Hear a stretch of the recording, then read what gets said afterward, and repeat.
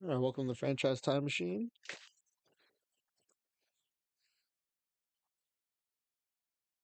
Monday's usually a pretty chill stream for us.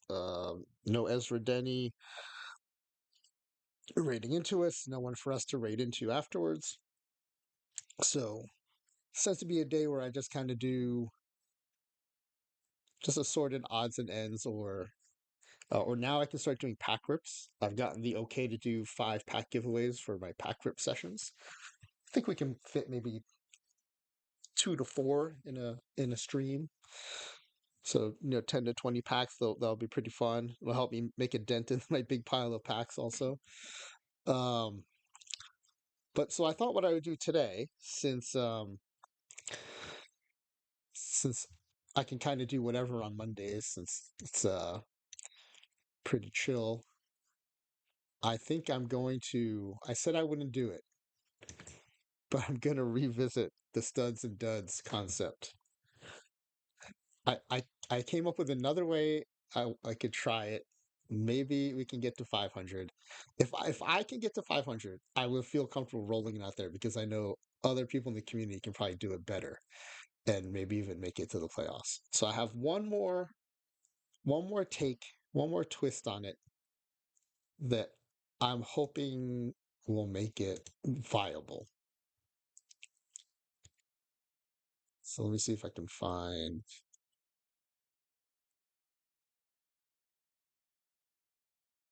I was working on a roster build that I think might make it work.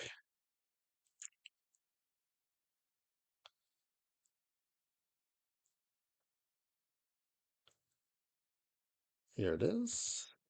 Let me put this on the screen.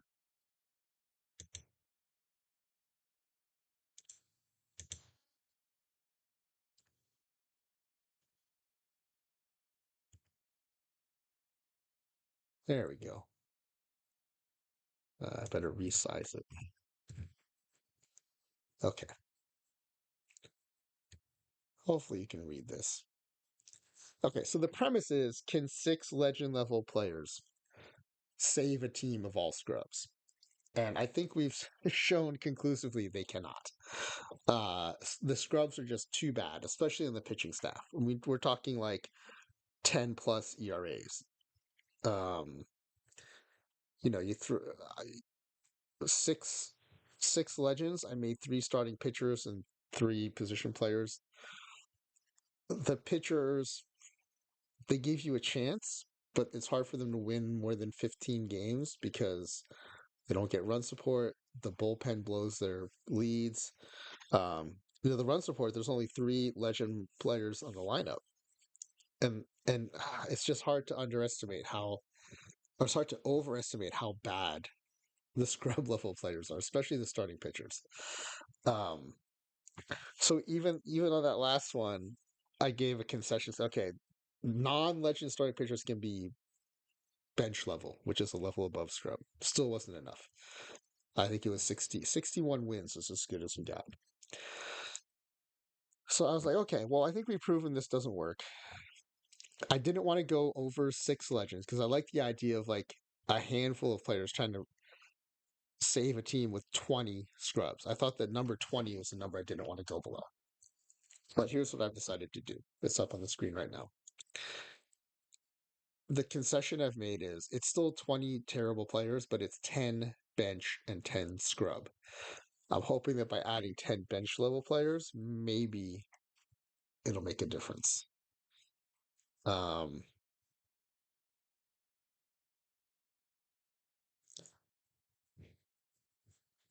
so for the test, I'm going to use the same 6 legends I used last time: 3 starting pitchers, and then up the middle shortstop, second base, center field. I've saved the catchers for scrub level, and that's because, especially when we give ourselves 12 choices each round, um, the catchers at scrub level, you can at least find some with framing. And frankly, for this game, this studs and duds game, for me, that's enough. If they can help out the pitching staff with some framing, they can be a black hole in the lineup. Maybe that's fine. And it lets me save bench level picks for the rest of the lineup. because I only have three position players who are legend. The rest of the rotation, and at least three bullpen pieces that are not going to be a scrub. So that's where we're going to go. So we'll have three stud legend level players in the lineup. The rest of the lineup, including DH, I'm going to pull from the bench level. And then the rest of the rotation. Now that only leaves three more spots for relief pitchers. That means we were going to have four relief pitchers who are scrubs. I don't know if this will be enough. We're asking for this for 10 bench players. Upgrading 10 scrubs to 10 bench players to squeeze 20 more wins out of a season. I don't know if we can do that, but we'll see.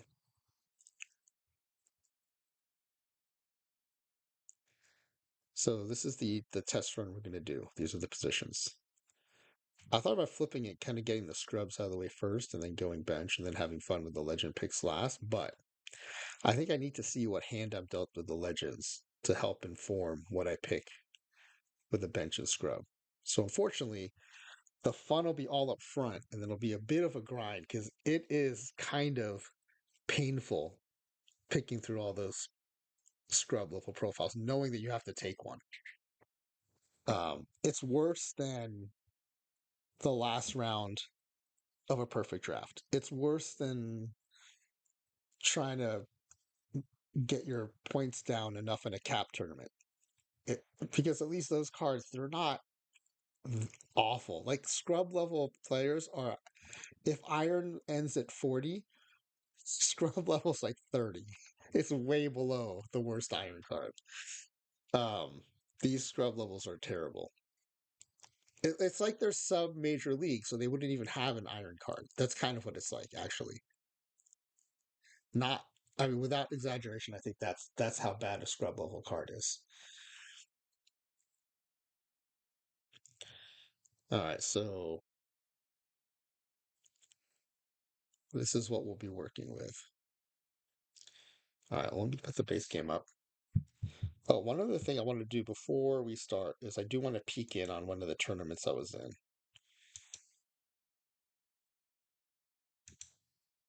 But first, I got to get the game up. Is Austin had no one in the game, no one who has a card in perfect team is bad enough to be a scrub. Like that's how bad scrub is. Good to see you again, Ron. You know what? I have. You may not have gotten your packs yet. I don't think I emailed yesterday's winners yet to Nicolino. I apologize for that. It's not Nicolino's fault. It would be my fault.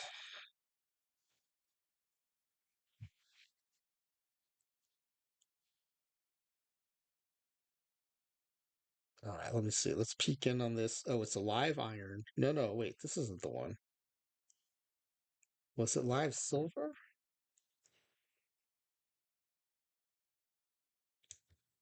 There was something I was making a pretty good run in.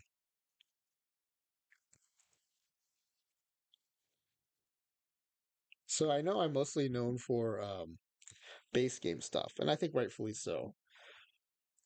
But I am pretty good at live tournaments because they don't have combinators and combinator cap tournaments. It's not that I'm opposed to combinators. I think they're actually kind of fun in cap tournaments where like you can use one or five or whatever. Um, I was just late to adopt them, and so it kind of like shut me out of regular tournaments for a long time because it was hard to catch up. Yeah, Enron, I usually start at 10 p.m. Pacific time most nights. On Tuesdays, I start a little bit earlier because TJ streams on the mothership, and then he raids into Ezra earlier than normal. And then so Ezra finishes earlier than normal, so I start a little earlier than normal. So Tuesdays is 9:30 Pacific. And then I've started streaming towards the end of this year, and I'm going to continue throughout next year. A Friday afternoon stream at 4 p.m. Pacific time. That's been going pretty well. Dr. Dynastic is nice enough to raid into us most of the time, and that really helps a lot. And I think people are curious about what we're doing um, in our late night streams, so they stick around and uh, participate in our pack giveaways and stuff. So it's nice to have like a slightly different audience. I can tell we have different viewers because the names in the pack giveaway contest are different in the afternoon stream. So it's nice to expand and kind of share what we're learning here with a different audience. Oh, check this out. Yeah, so for anyone who thinks, oh, all franchise Time Machine knows how to do is play the base game.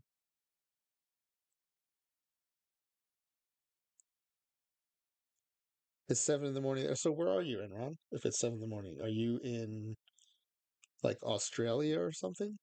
I'm trying to think where it might be some. Or wait, is it Europe? Could it be Europe?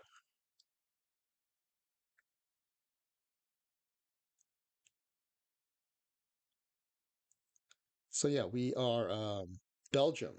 Nice. I've been to Belgium. I've been to Brussels and Liège and where else? Somewhere else. It was pretty awesome. I liked Belgium.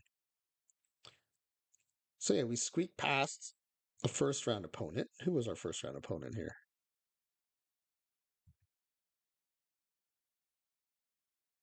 The Santa Barbara Mapachos. They gave us their toughest test so far, taking us to 7 games. Oh, the Denver Highlanders. I think they're usually pretty good, but we managed to get past them 4-1, and now we're up 3 games to none over the Nevada Knights. And by the time you get to the round three, there are no pushover teams. So this is either a lot of lucky RNG or we've got a pretty decent squad right now. So yeah, I just wanted to peek in on this. I might peek in on later too to see if we made it to the quarterfinal or not. So this is Silver Live. May not be a lot of the same players who play live because a lot of them are using their combinator cards to play regular silver tournaments, which I don't blame them. If I had those good combinators, I would too. Although here is our friend, our late night community member, Smiley Face Jane. Her Fargo friend's also in round three.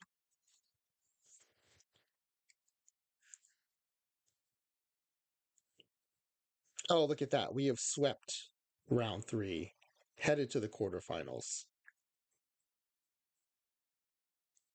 So now, without jinxing, now I won't be jinxing myself when I say, who will we be playing? Oh, now the preguntas. This is Mr. Audit. No, this is Rob Deer in the Headlights, who is a very good manager. So that would be a fun matchup. And Griffin Brawlers, Rob Zilla. Now, is Rob Zilla a Rob Deer alt? That'd be funny if. I mean, I've run into my own alt in tournaments all the time, but that would be interesting. But yeah, it would be fun to play Rob Deer in the Headlights. I see him all the time in Cavicom's chat and in most of the regular streams, EVC, Laptop Hound, Dr. Dynastic.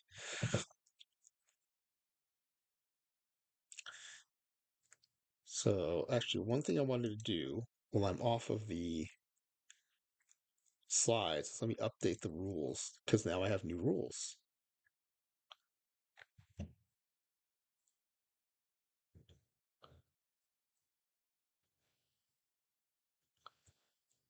Oh, and Enron, I've got a slide for it, but I'm going to be having a special extended stream on Friday if you want to join us.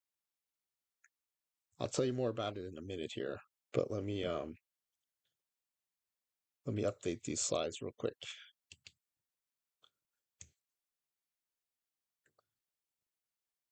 What's today? Monday?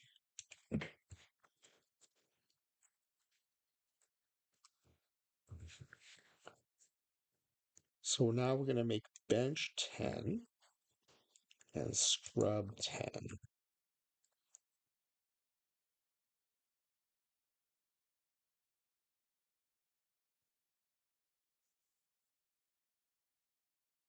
Yeah, this will be. I think this will be fun. I'm hoping it'll work. If I would like to make it a regular one of our games, but not going to force it if it doesn't work. Actually, let's go back and look at the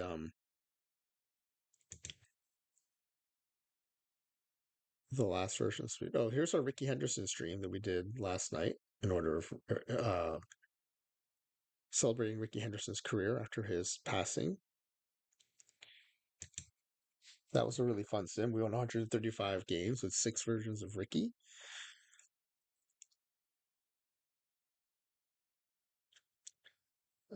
So what am I looking for? I'm looking for studs and duds.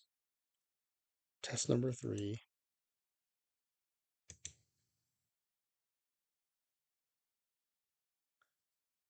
Kind of forgot what our final record was. We did win our final game.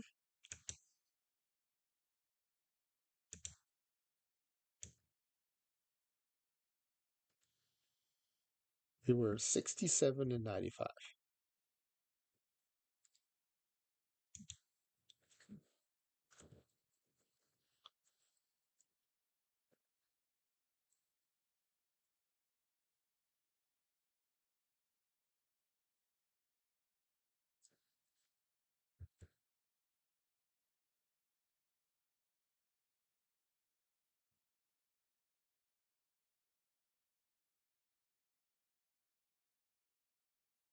Okay, so here's what happened the other iterations.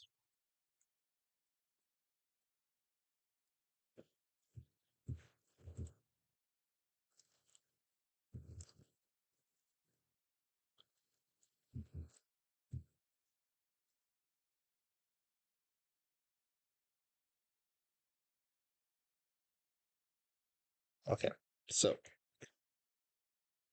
test 1, which was really test 0 for studs and duds because there were no studs in the team, was all scrubs just to see, okay, what's the baseline if you're all scrubs? Now, the roster it gave us, or that we put together, the projection was for 5 wins. So 5 and 157. That's really bad because you can just by accident win a game once in a while.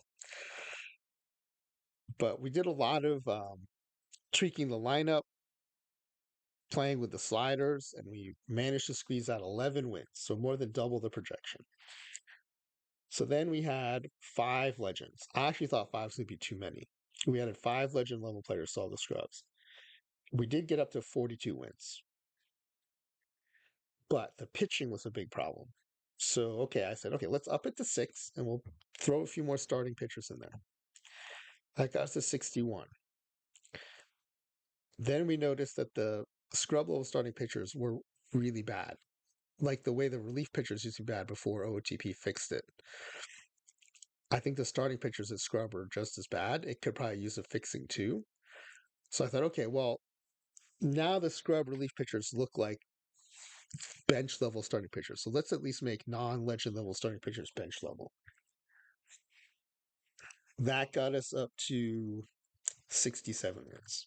And that's when I said, okay, that's enough. I've done everything I can within the confines of 6 legends and 20 scrubs. And I can't even get close to 500. But I couldn't stop thinking about this game I'm trying to build.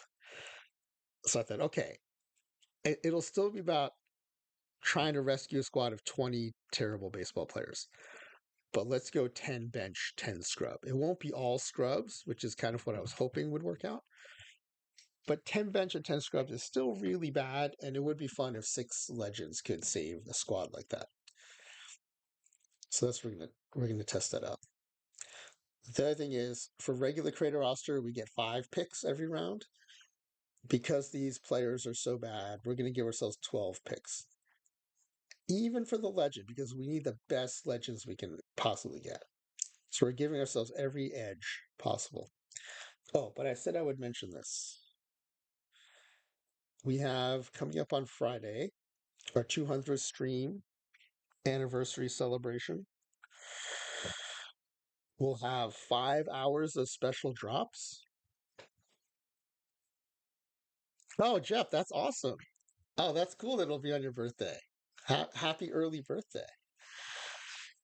I will get you some special drops and maybe some pack giveaways for your birthday. So, the way the special drops work, if you're new to following OTP on Twitch, is on any given day, you can get up to five standard or five packs. I think four standard and one silver from watching any affiliate streamer, right? It could be me, it could be Spore on his non OOTP account, it could be Ezra Denny, who often streams before us and raids into us. It could be Max LP80, who we used to raid into before he got too good for super late night, and now streams in the mornings. Like any of those, you can get up to five packs by watching us each day. And then if the OOTP channel streams, whether it's Twipped or Treasure Trove or TJ or Monday Night Baseball with Dr. Dynastic, you can get up to five packs from OTP. So you can get 10 packs most days. OTP doesn't always stream every day, but most days you can get 10 packs. Every once in a while, like on PTCS days, or in this case for my 200th episode celebration, OTP will give someone like me special drops. So now you'll be able to get five drops, five packs from affiliates, five packs from OTP, and Nicolino was kind of to set me up for 5 hours of special drops. I don't know how that's going to break out into number of drops, but the first 2 hours are usually five or six packs. And then usually it's silver packs beyond that, but it's usually like two per hour or something. So I'm looking forward to seeing what it looks like when the day comes. I don't want to really bother him because he went through a lot of trouble, I think, just to set it up for me. But hopefully it'll be as much as like 8, 10 drops of franchise time machine specific drops. So that day, if Dr. Dynastic does the mothership, and it's up in the air because it's the holidays, right? But there will be other affiliates for sure. So you'll get those five. If you get five from OTP, that's 10. And then if you get another 10 or so from me, hopefully you can get like 20 packs worth of drops that day. And then throughout the day, while I'm streaming, if we do a community game, we'll do our normal 10 pack giveaway guessing game for that. If I do a pack ripping session, every time I do a 167 pack ripping session now, I have permission to do a 5 pack giveaway where we play our guessing game around what card is going to be last, um, or what's going to be the last high value card ripped. So we'll be doing those throughout the day too. So I'm hoping to give away a bunch of packs to the community, to thank everybody for the support, to help me get to 200 episodes, and hopefully go for a lot longer than that. So yeah, so 5 hours of special drops, 5 pack giveaways for the pack ripping sessions, 10 pack giveaways for the games, and then we have some special guests. I'm still working on the timing and the list, but we have Spore starting off playing low ball creator roster. Max LP80. I don't know what game he's going to play yet, but I also want to hear about this new community online league he's starting. I don't know the details. That's why I kind of wanted to hear about it. But I thought, well, why not do it on stream to help promote his new league? The Nolan Network, who was on hiatus from streaming, but he's back now. So I'm happy to have him on the stream. He's going to be playing a game, and we'll talk about his stream and what he'll be doing now that he's back on online. And then on the late night side, I haven't confirmed who's going to go when yet, but AW and oh, when am I going to start that? Yeah, that's a good question. It's right now it looks like it'll be my normal spot at 4 p.m. Pacific time, my normal afternoon spot, where Dr. Dynastic will raid into us. He's going to let me know though if based on family stuff he has going on for the holidays, if he might either end early or cancel his affiliate stream and maybe just do the OOTP stream, then we'll start early. But you'll have 9 or 10 hours to get your 5 hours of drops. Um, but I hope people can join from the beginning because I think watching Sporer play low ball will be fun. He's been on before to play regular creator roster. It's always good to have people we see in other contexts playing one of our games. Um, so yeah, hopefully people can join us right from the get go. But right now it looks like 4 p.m. Pacific time. So yeah, AW who also streams and Kayaking Santa who also streams, but they are not yet affiliates.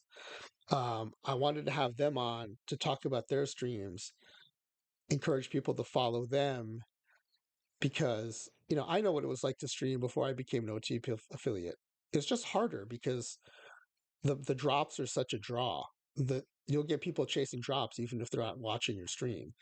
But hopefully, like in the course of that, they'll start watching and start following and start participating, which I think we've done a pretty good job of doing in our late night spot. But we also had a ton of help from people like Ezra Denny rating into us. So I'm hoping to help Kayak and Santa and AW get more audience and hopefully become affiliates in the next cycle. So yeah, I can't believe the new game already comes out in a few months. The other anniversary is this is around a year since I first started playing Perfect Team. So it seemed like a good time to do this and to give folks a chance to get drops and packs during the holidays, during the quieter period between the Yule logs. There'll be a Christmas Yule log and a New Year's Yule log. I highly encourage you to take advantage of those. You'll get a lot of drops, and it's a lot of fun to enter in your favorite players. And then when your spot in the queue comes up, it'll show you all the different cards that player has had in Perfect Team over the years. So it's a really good time. But yeah, but this anniversary stream will be in between. Hopefully, fill in some of that dead period in between those, and then give some exposure to some of our non-affiliate streamers. In fact, I don't know what times they're going to go on yet, but let me put their names on here at least. AW, Kayaking Santa.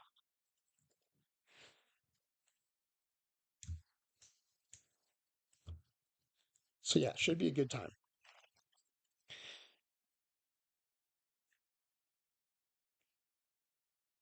All right, let's go back to. This is a team we're going to pick.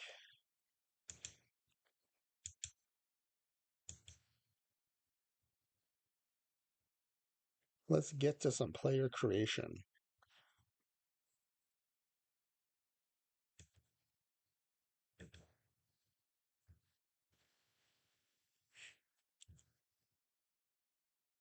Okay, we're going to do a new game. I am going to use the quick start today.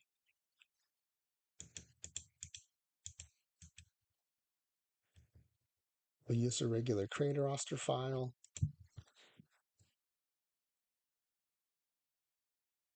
Which, hold on, let me see what number we're up to.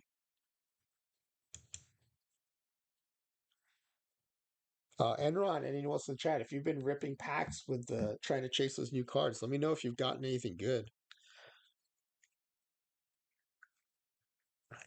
Between the last 3 or 4 TWIPs and the treasure troves, there are so many good cards in the game right now. When I play Perfecto tournaments, which are all perfect cards, there are so many. The meta has changed so much in the last month.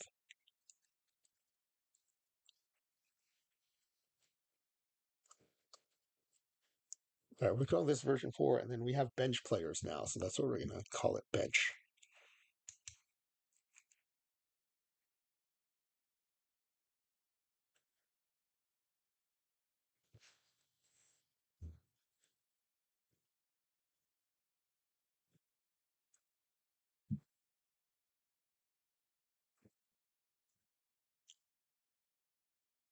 All right, well, We're going to take over the Mets. That is my favorite team. I did think about maybe strategically taking over the Dodgers because they're the best team in the NL by far in these sims. So if we take them out, maybe that gives us a better chance to do better. But I also thought using the Mets again would help us, calibrate a little better across experiments. All right, so let's clear out the roster.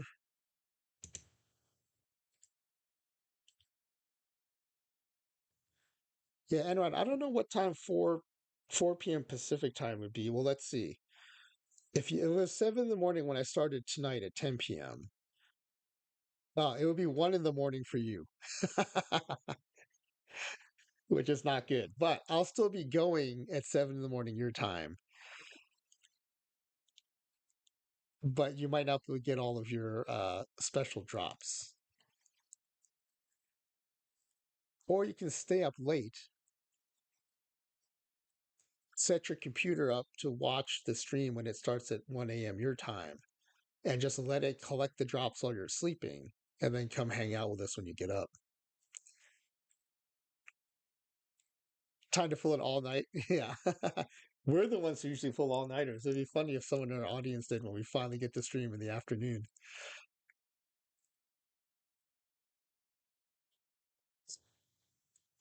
That's cool, though. I'm glad to have someone in Europe watching us. I know D Block joins us from Germany once in a while, which we always appreciate.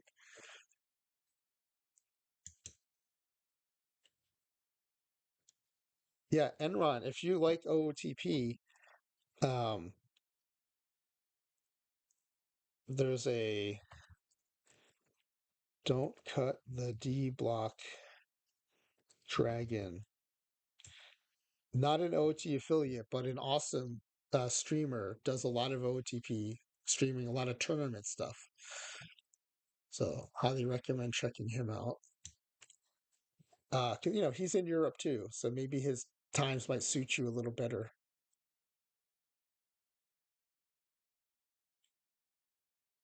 All right, let's start building. So when we create players, we do it from the free agent screen. All right, first up is our starting pitcher. 3 of them, in fact. Average age, legend level, and we're giving ourselves the best chance possible. 12 pitchers to look at.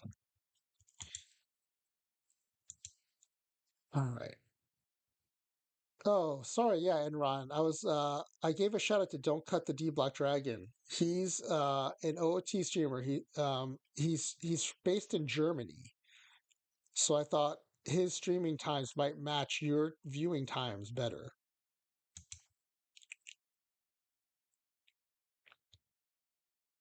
All right, this is the view we give all of our contestants, so it's the view I'm going to use.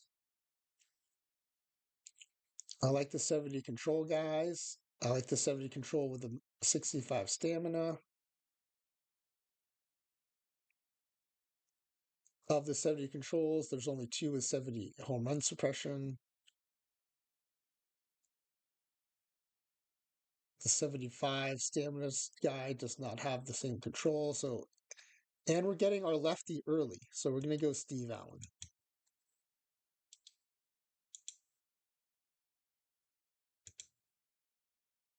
A-Breg.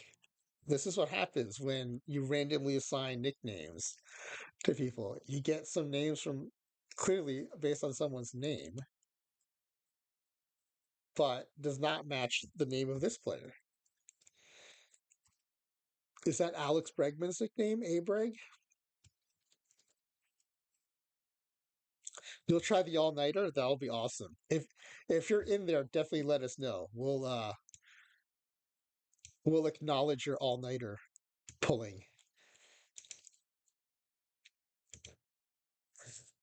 Okay, that's our first pitcher. I think that's a pretty stud left-hander there we've got. Good pitcher to build around. All right, let's get another starting pitcher. I think we're going to go righties now that we have our southpaw on the team.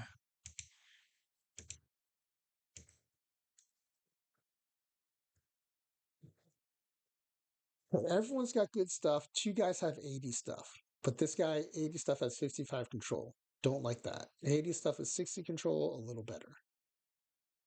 Do I have a 70 control, 75 combination for home run suppression? I do not. Where's my highest stamina? Right here. 75 stuff, 70 home run suppression, 65 control. Ground ball pitcher. All right, well, this guy has 70 control, 70 home run suppression, and 65 stamina. Would I rather have 5 more stamina or 5 more control?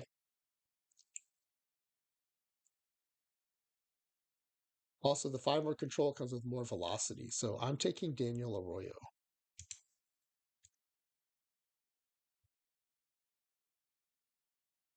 Trev, again, a nickname probably from another, based on another player's name, but randomly assigned to Daniel Arroyo.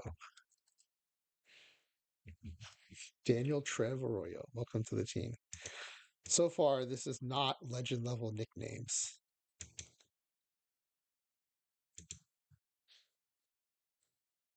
Okay, our third and last legend level starting pitcher. So our first two have been good. I would say the lefty maybe even is awesome. The last one was good, but I mean, kind of typical 5-star good. I'm looking for someone mind blowing here.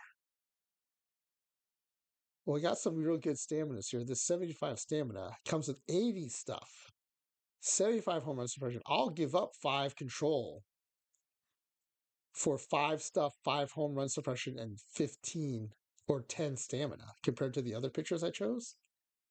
Heck yeah.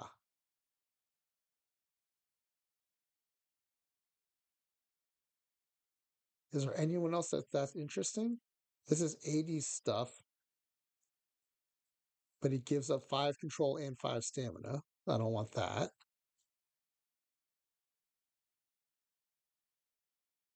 Now this guy gets the control back, but 5 worse stuff, 5 worse. Yeah, I think there's no way I don't take Ivan Cortez or Ivan Cortez. Is it Ivan or Ivan? Probably Ivan. Now this is a stud pitcher. This is our Cy Young candidate right here. Gentleman Dave. Ivan Gentleman Dave Cortez. There's no Dave in his name, except in his nickname.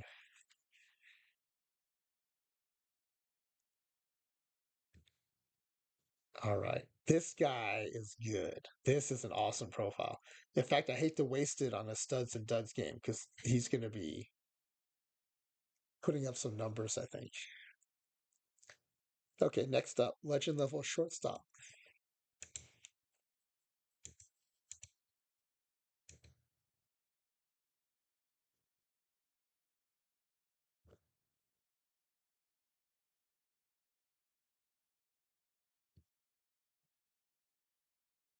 Okay, got to switch to the batter view. Oh, right off the bat, I see an 80 fielder who has 70 contact and 70 power.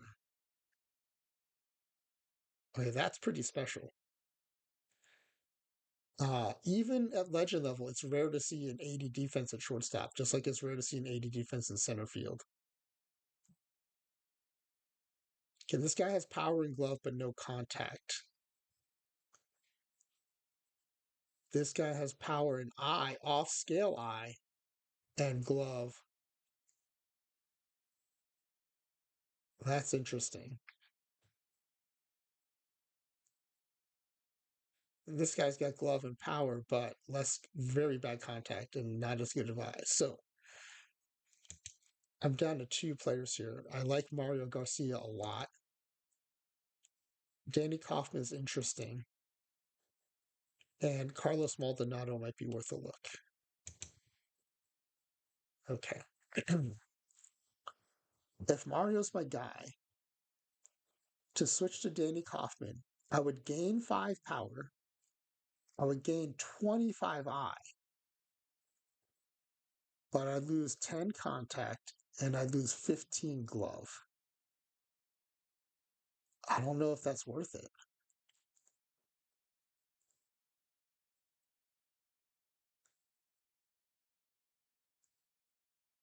Because the eye is not a huge help because someone has to drive him in if he walks. And if someone's on base, he's not going to drive anyone with a walk. And we only get three of these guys. So I think they need to be able to either hit for contact or hit for power, ideally for both. And that's what Garcia does. And he plays crazy defense. So yeah, I'm sticking with Garcia. I think in a regular creator roster, I might go Kaufman. But in studs and duds, I need someone who's more self sufficient. So Garcia's my guy. Poison. Little poison, big poison? Like the Wayner brothers? That is a good nickname, though. Poison. Mario Poison Garcia.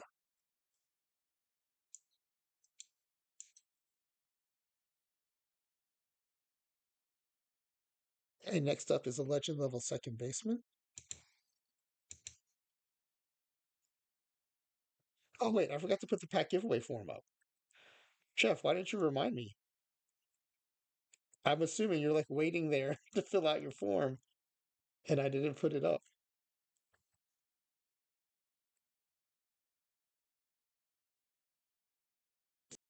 Studs and duds test. Oh, you should wait for the break anyway? Okay. Well, in case Enron has to go somewhere, I'll put it up now. Sorry, I forgot about that, everybody.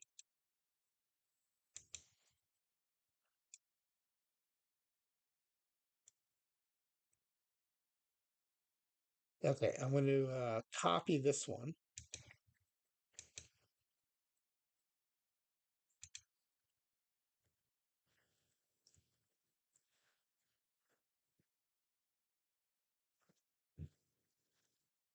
with 10 bench.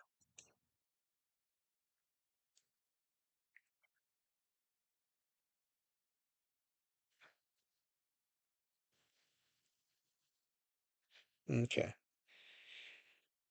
Six will be legend level. The other 20, the others will be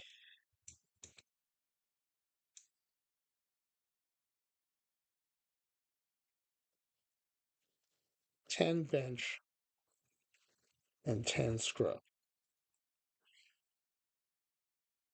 And we're going to generate 12 players for each position.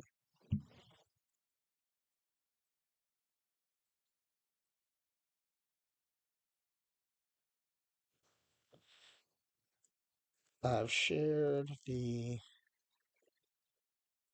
level, position, choices, spreadsheet with in the stream. Previous all scrub team projected to win 5 games after winning 11. Team of 5 legend 21 scrubs went 4 and 21. Team of 6 legend 20 scrubs went 61 and 10. 101 the AL East. I'll say next.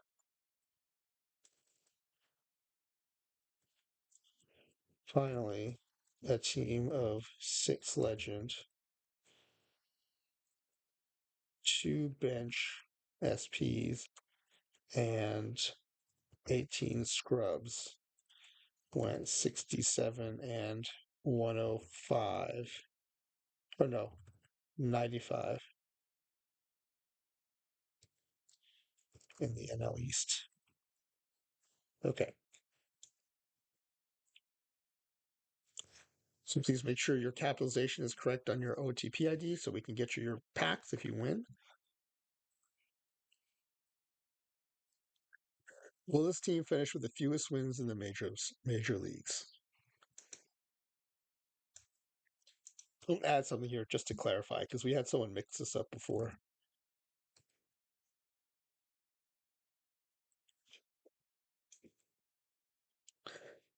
Will the team finish with the fewest wins in the National League? Yes. Worst team? No. Yes. Worst team in NL East. Will the team have a 500 better win percentage? Yes or no? Will it make the playoffs? Will it make the World Series? Will a player on this team win a Cy Young Award? Yes or no? Will a batter on this team win an MVP award? How many regular season wins? Highest WAR generated by any of the team's players? Highest batting average? Lowest ERA?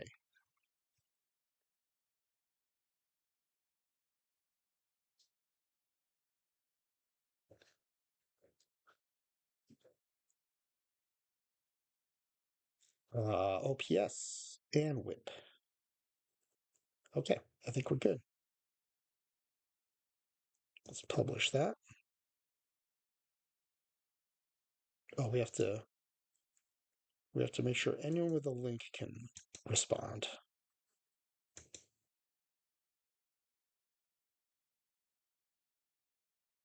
Okay, I'm gonna put the link in the chat.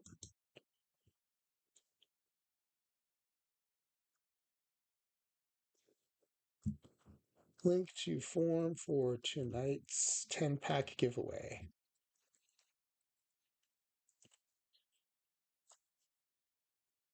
Now, like Jeff the Jar, most of you are probably going to want to wait to see what kind of players I get to do your guesses. But if you do have to go, you need to go to bed or have to go do other stuff, you do not have to be present to win. So please feel free to enter and take off if you have to. It's perfectly fine with us. Okay. Sorry about that. I wanted to make sure I gave everyone a chance to win if they had to go early.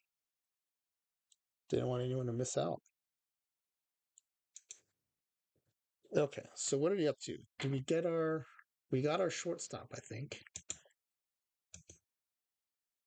Yeah, next up is second base and then center field.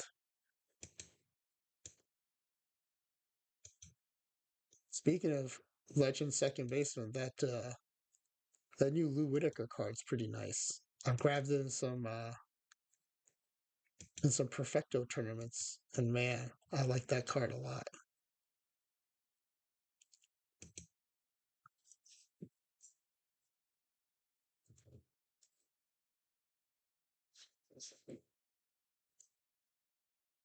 Okay. 12 legend level second baseman. Surprising amount of power here. Really like this combo of high BABIP, high power, decent eye. Ooh, we've got 90 BABIP here, 70 power, 80 eye. I almost missed this guy. Way off the chart BABIP. High tied for no, there's a higher power here, but 70 power. Highest eye. Second best glove, too. Okay, Jesse Perkins is the pick. I'm excited to see this guy play.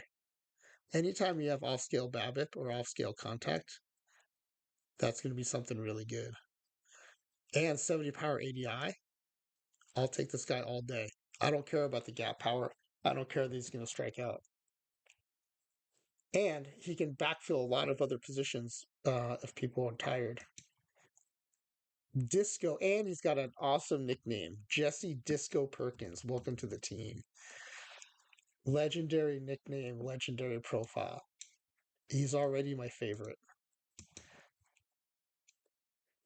Okay, last legend level player, and then we have to grind through these lower level picks. Center fielder. Would love like a Willie Mays, Mickey Mantle type superstar.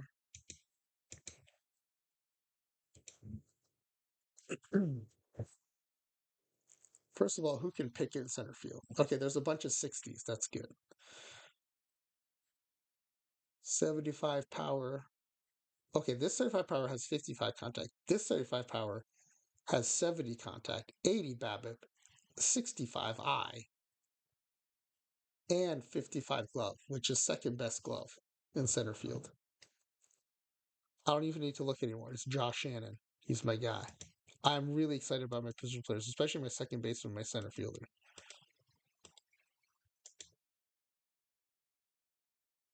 John Big Daddy Shannon. Yeah. Disco and Big Daddy in back-to-back picks. Great nicknames, great profiles. Super excited to play them.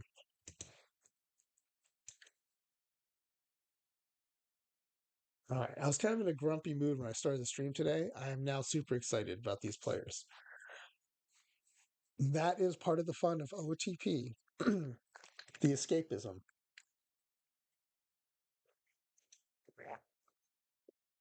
Okay, making sure all the tags are there. Okay, next up, two bench level starting pitchers. This is the rest of the rotation.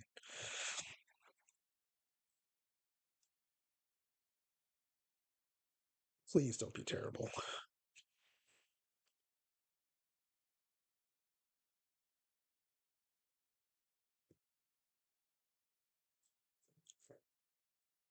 Oh, two-star. That's bad, maybe not terrible. Can't go by just the star ratings, though. That's one of the things we've learned in playing this game. Okay, 50 control. Okay, one of the early lessons was I was going for low stuff pitchers as long as they had home run suppression and control, and that totally backfired. So I started realizing, okay, you need to have some stuff. And for me, this is the balance I like. 45 stuff, 45 control, 50 home run suppression, 60 stamina, no big holes in his profile. He is a lefty. He's the second lefty in our rotation, but I will take it. I really like this guy's profile for a bench level pitcher.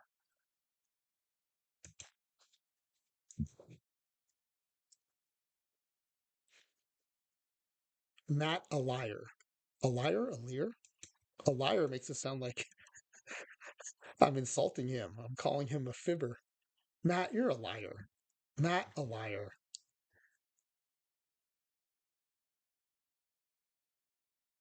All right, one more starting pitcher here. This will round out our rotation. Matt a liar was so good. I'm assuming this is going to be our fifth starter. Ooh, we got a few two stars though. Look at this 50 stuff, 50 home run suppression, 45 control. The only problem is he doesn't have the stamina. That's too bad because I really like that profile.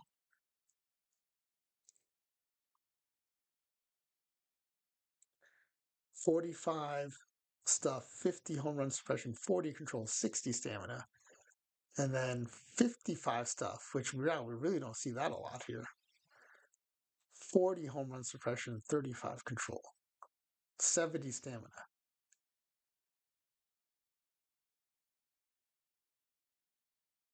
The other big stamina is okay, so I'm going to narrow this down a little bit.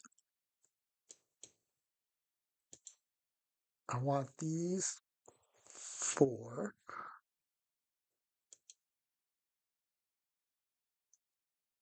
I want this big stamina guy, 65 stamina. And this Jason Stewart has super flat profile, but has high stamina. All right, let's see who's left. This is a guy I like, except for the stamina. This guy has 5 less stuff, 5 less control, 15 more stamina. This one has 5 more stuff, 10 less control, 10 less. No, sorry, 10 less control, 10 less home run suppression, 70 stamina. I don't think I can take this guy.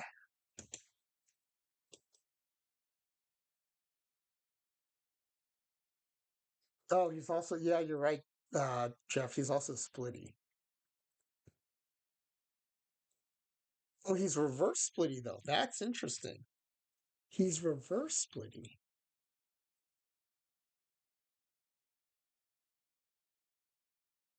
Oh. Now, this profile I kind of like. Second highest stuff, 45. Sorry, second highest stamina, 45 stuff, 40 home run suppression, 50 P BABIP, 45 control. So he gives up a little stuff, tied for the highest control, second highest stamina. Actually, the guy below him's even better. I'd rather have 5 more home run suppression than 5 more P BABIP. So let's take Ramirez out. And I don't think I can take Cabrera. That 45 stamina just won't work.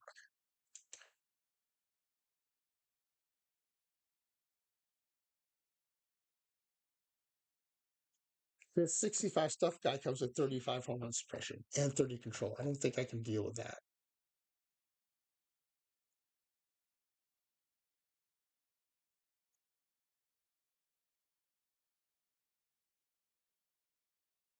Okay, first, if it's between Jason Stewart and Jim Guevara, Guevara has 10 more stuff, but 5 less home run suppression and 10 less control.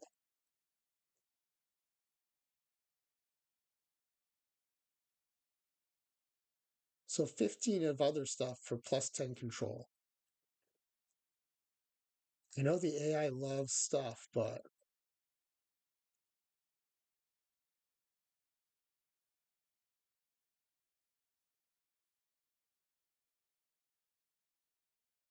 this is the worst home run suppression of the last 3 and the worst control. Okay, what if I take him out? If it's between Stewart and Curiel, same stuff. Stewart has 5 less home run suppression, but has 5 more control and 5 more stamina.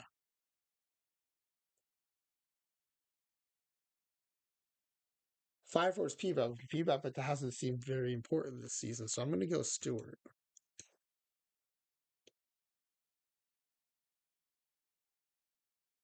Okay, so our rotation's done. That's pretty exciting.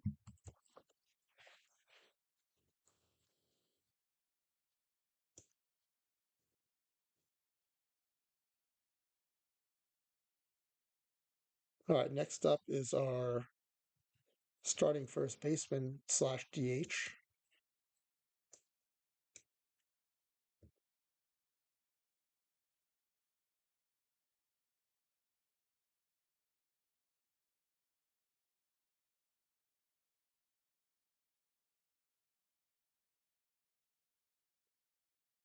Okay, these bench level players are significantly better than the scrubs.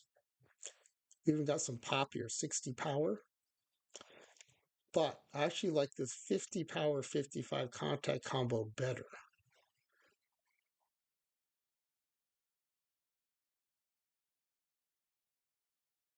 Because would I take 10 more power for 15 less contact? I don't think so. Now, he does have much better fielding, but I don't really care about that at first base. So,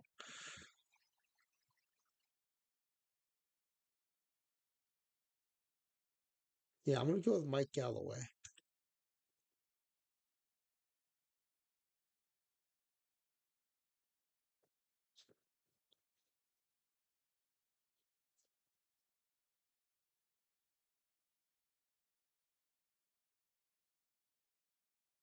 Okay, next up is third base.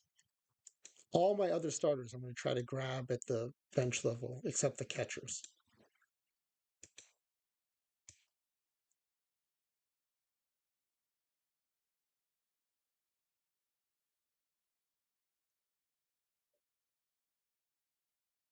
Pretty flat, all 2 stars.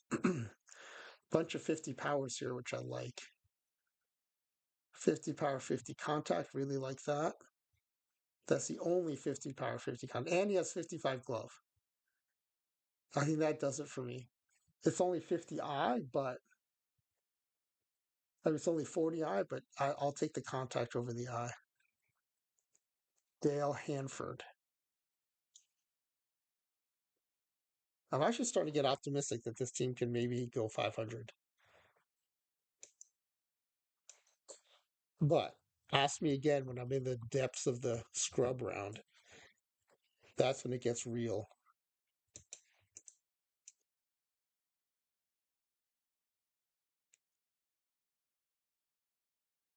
Okay, everyone's got their tags. Good. All right, we just did first base, third base. Next is left field, right field.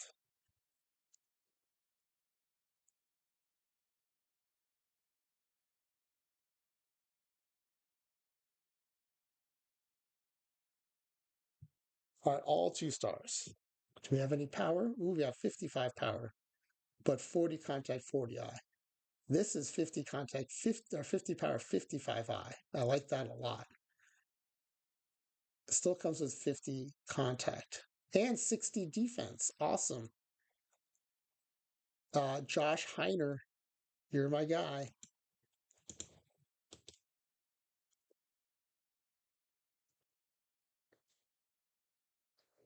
And he plays all the outfield position and can play some first base. Very nice.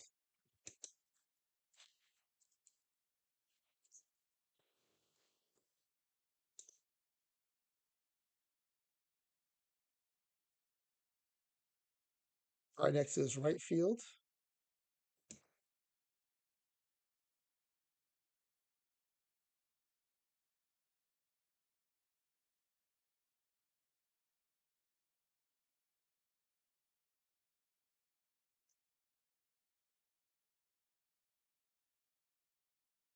A lot of 2 stars. I guess we just got, ooh, 60 power. Only 40 contact, only 40 eye. Now, this 55 power comes with 40 contact, but 50 eye, but 30 defense. This 50 power has 50 eye, 45 contact, and 40 defense. 50 eye, or 50 power, 55 eye, 45 contact, but 35 defense. Which is a bummer because I would like to have some good defense in right field.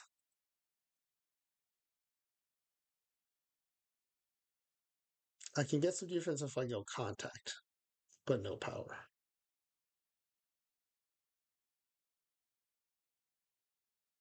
Maybe I could put the left fielder in right field and play this guy in left field. I like the 60 power, but I don't like the 40 eye and 40 contact, so I'm not taking him.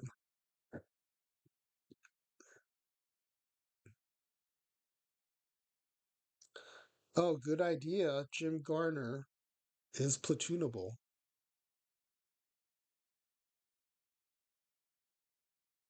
And he's strong side platoon because he's left handed, so he'd be VR platoon.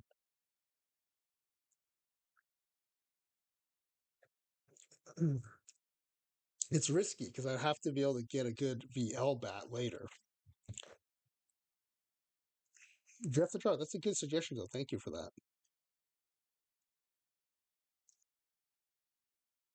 His defense isn't terrible. We're still stuck with the bad eye and bad contact, though.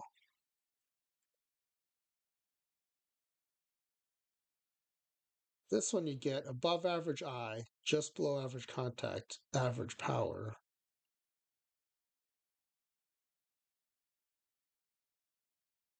Right, so to go from Garner to Flores, would you give up 5 power for 10 eye? Maybe not. But would you give up 10 power for 15 eye and 5 contact? Maybe.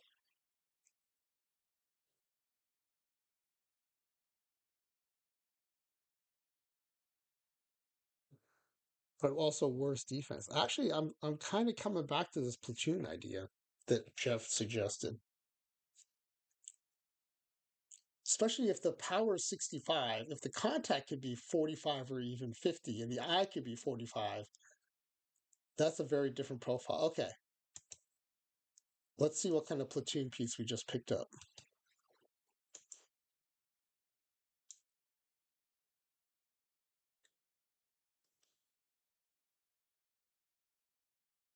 Okay, the eye gets a little better. The power gets a lot better.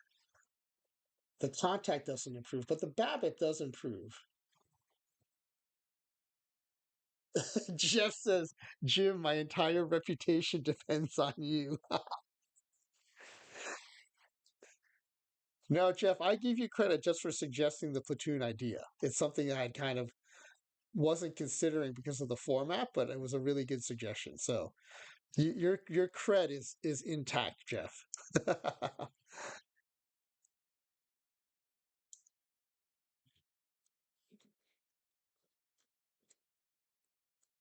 want to even put VR so I don't forget.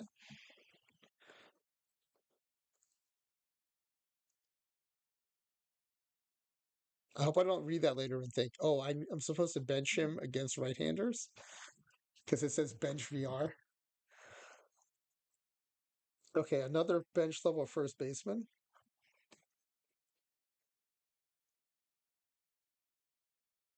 This is where it would be nice if I could change my roster mid draft because now I take another right fielder here because my next right fielder is until scrub level to complete the platoon. Because I put a first baseman here because I was thinking, here's my DH.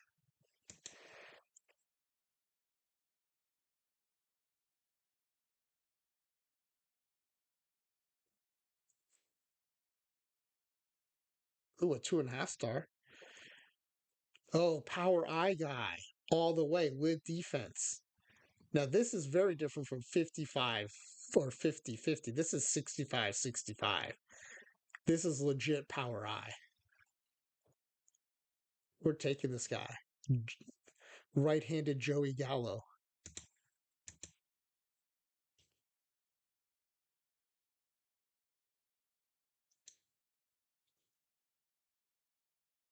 Unfortunately, he has no other positions, but I'll still take him.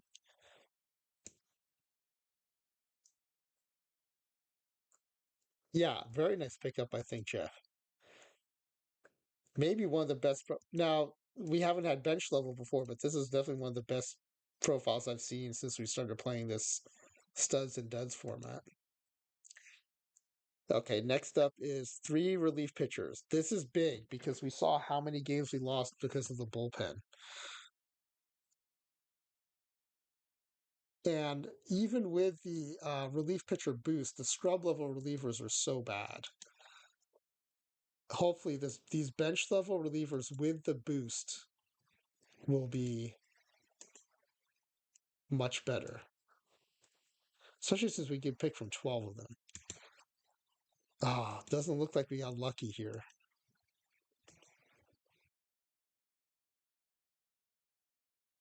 We got a lot of stuff to pick from, though, which is good. I'm looking for a stuff control combination here. 50 stuff, 40 control, 50 stuff, 40 control. And this one has the best home run suppression between the two.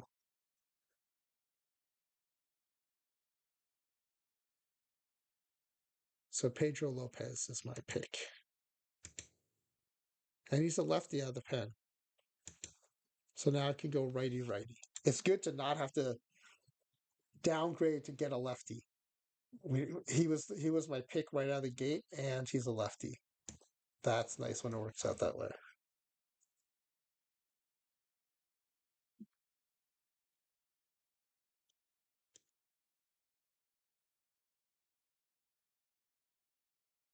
Okay, two more bench level relief pitchers. Could use some real good righties here.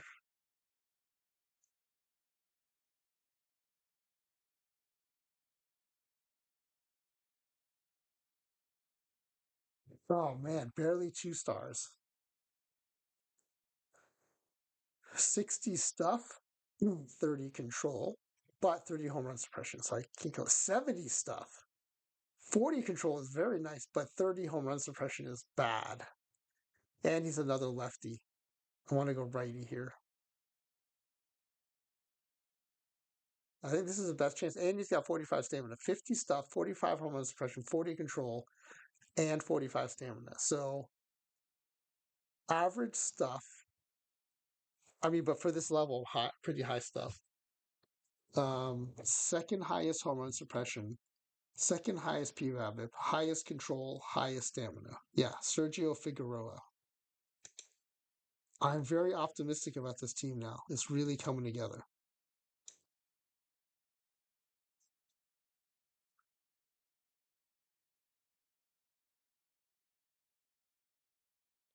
That Power I first baseman has me very optimistic. I do think we have a chance at 81 wins.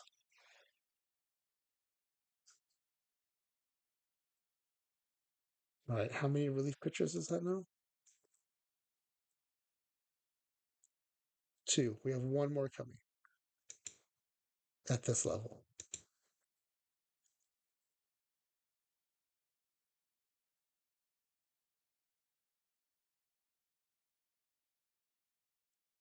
All right, give me some good ones, please. 70 stuff, 30 control, 40 home run. That's actually not bad. See, this 60 stuff guy has 30 home run suppression, 35 control. But this guy, I mean, of course, I'd rather have 40 stuff, but that only comes with, or 40 control. 50 stuff, 40 home run suppression is pretty good, but he's also another lefty. These two 40 control guys have too little stuff. I think it's Dan Heron. I'm going to put up with a little low, and he's got 45 stamina. Heck yeah.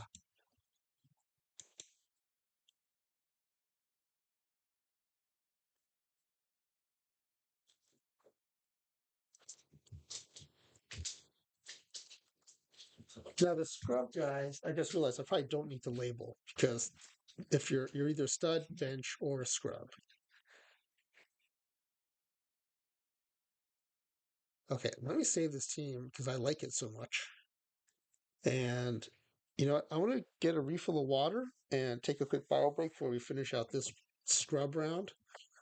So let me roll a couple minutes of ads here. I'll do a full.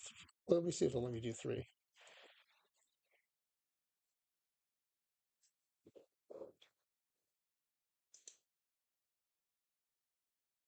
Here, I'll put the roster up.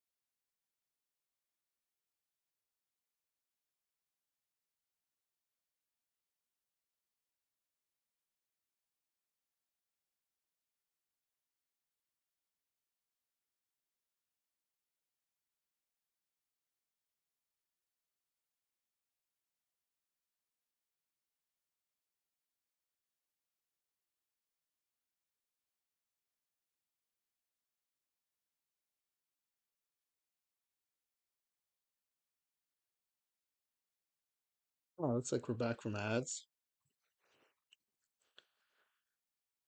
Ready to finish out this scrub round here. Jeff, if you're still around, I wanted you to give me a reality check here. I think this Power Eye guy is the best bench level profile I've seen since we've been playing these roster games.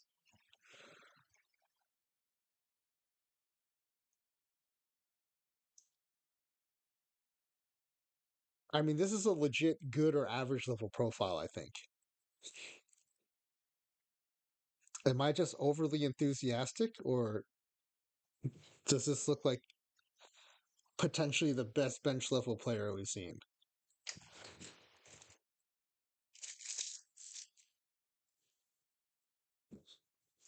I don't think I'm deluding myself. I think it's legit good.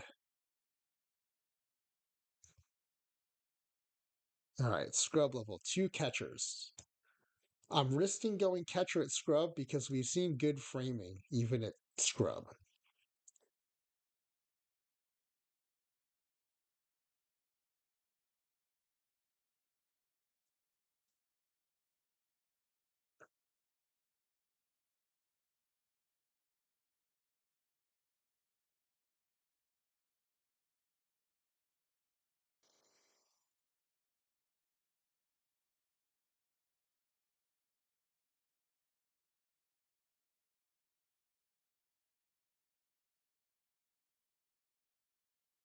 What do we got here? Looking for framing.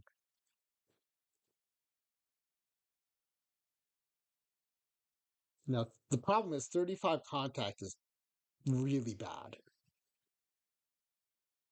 Now, this 55 framing gets me 45 contact, which is actually pretty good.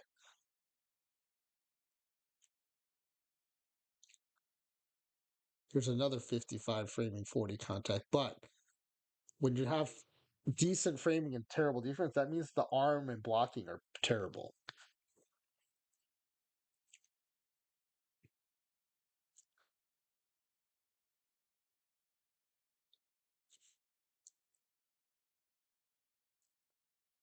'65 framing, 60 defense, but 20 power, 35 contact. So I can't do that. Whoa, 65 framing, 70 defense, 35 contact, 20 power. This is a defensive specialist here. Cannot hit a lick. I'm tempted though. I am tempted.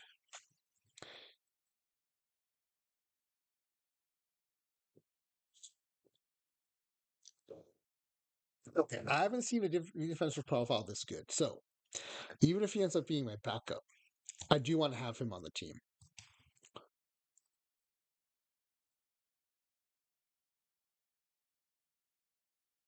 Wow, that's some of the best defensive catching I've seen.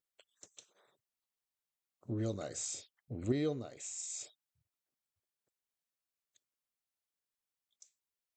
Now that means we got to get a decent bat here, I think, or we're going to have a real big hole in our lineup.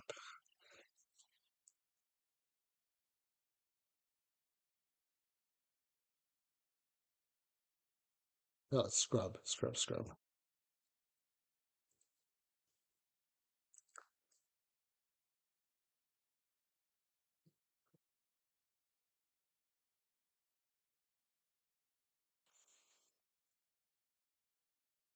Ooh, a 70 framer. See, this is different though, because the defensive is worse. So he's not going to have as good of a defensive profile. Got a few 65 framers here. Now, 65 framing, 45 contact, I like a lot, but the defense is down. This guy has 70 framing, 60 defense, 40 contact.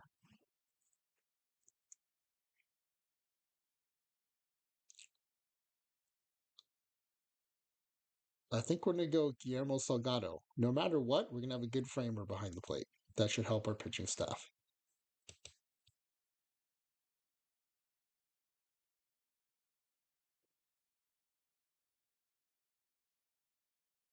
No arm.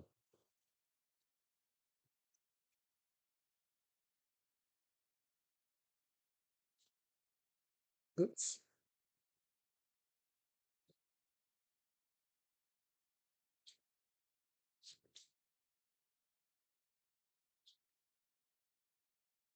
Yeah, you're right. He can get some walks. I really like that framing. He's going to help the pitching staff.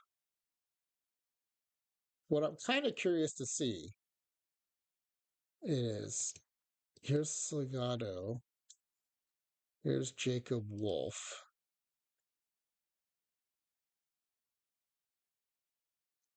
So first, I mean, they're both defensive catchers. So where do they stand? Better framer, better blocker, way worse arm for Salgado.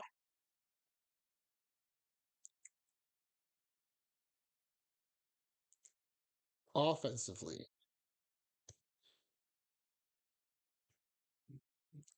better contact, better BABIP, better power, better eye. Oh no, same eye for Salgado.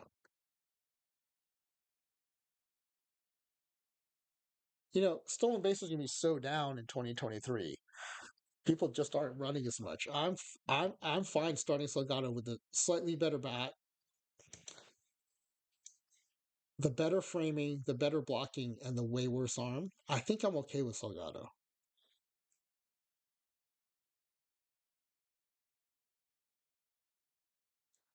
Okay, those are our first two scrubs. Are I'm very happy with our first two scrubs because we came away with two startable catchers. I mean, they're not great, but their defense is great. All right, scrub third baseman. This is a backup.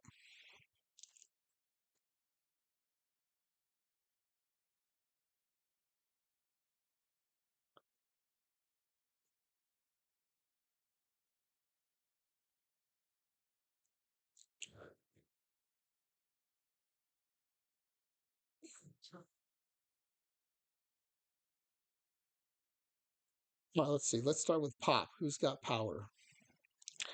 45 contact, 45 eye. 45 contact, 40 eye, and worse defense. So I like Coakley better already. Okay. Who's got contact? No defense. We already looked at Coakley.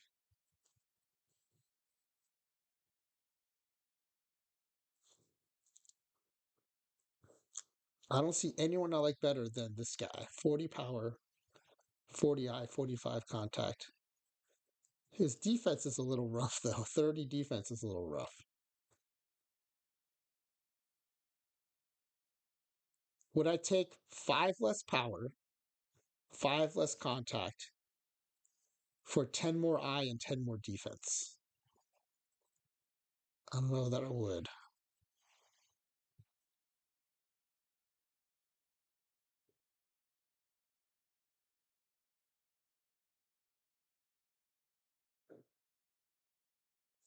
Okay, here's another way to think about Coakley. Would I take the same contact, the same power, 5 more eye, and 5 more defense?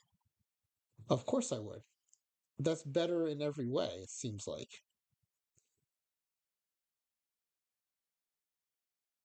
5 more, oh, 5 more, yeah, 5 more defense, 5 more eye, same power, same contact. Yeah. All right, Coakley.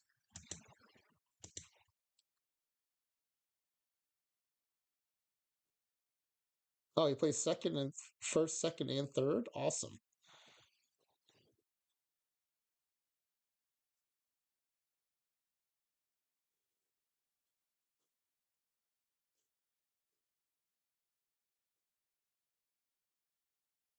Okay, next up is a backup shortstop. Hopefully, the backup can play second base too.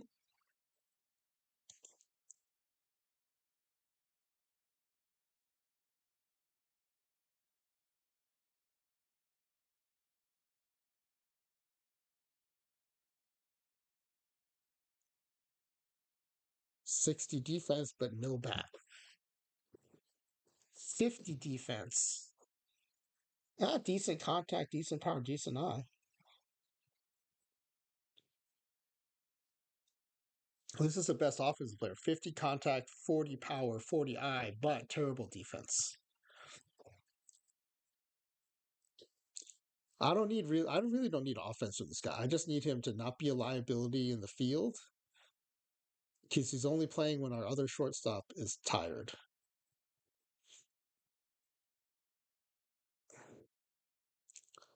This guy's not bad. 45 contact, 30 power, 45 eye, 45 defense. But Aldrich has the same contact, 5 more power, 5 less eye, 5 more fielding.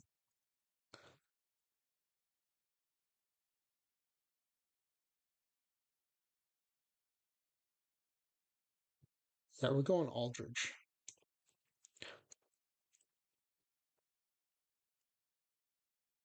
Oh, thank goodness. He can play second base and third base too. Awesome.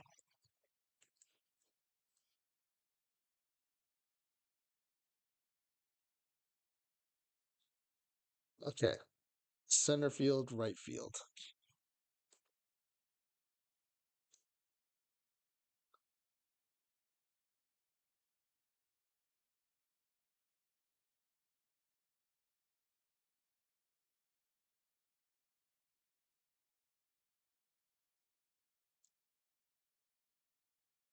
Okay. Got a couple 2 stars on there.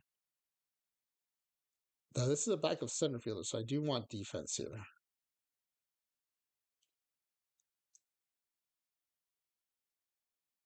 Let's look at the 50 defenders here. 45 contact, 35 power, 40 eye. Not bad. Not bad.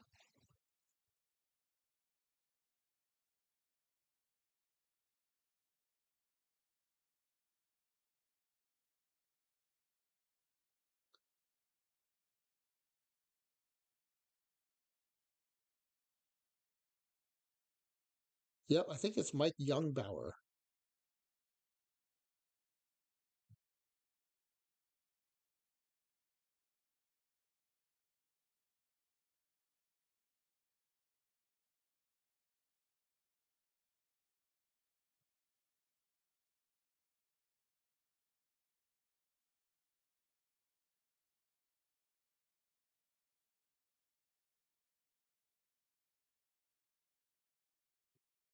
Mhm.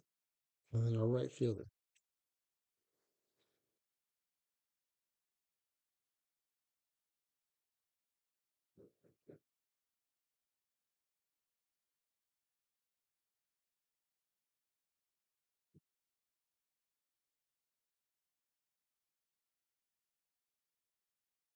Hmm.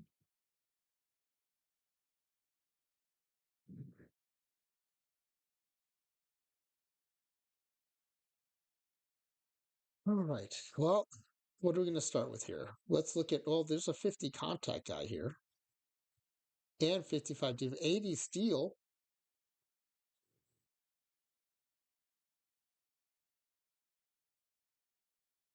I'm not sure why I'd take anyone else. Second best defense.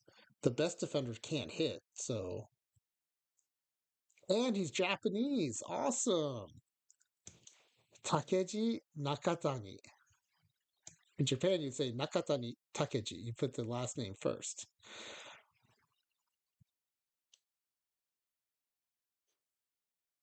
Nice. 80 steal, 50 contact, which is unheard of I mean, it's not unheard of, but it's rare it's rare to find 50 contact that's playable.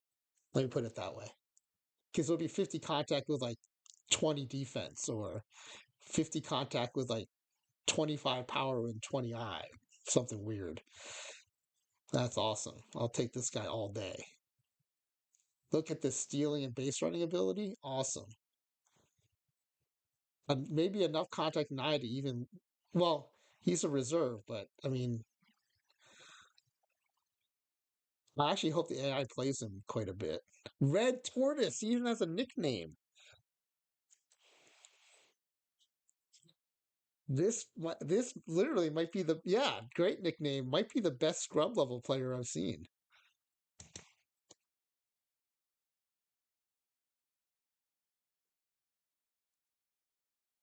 Okay, next up are 4 relief pitchers. So I should have 22 players at this point.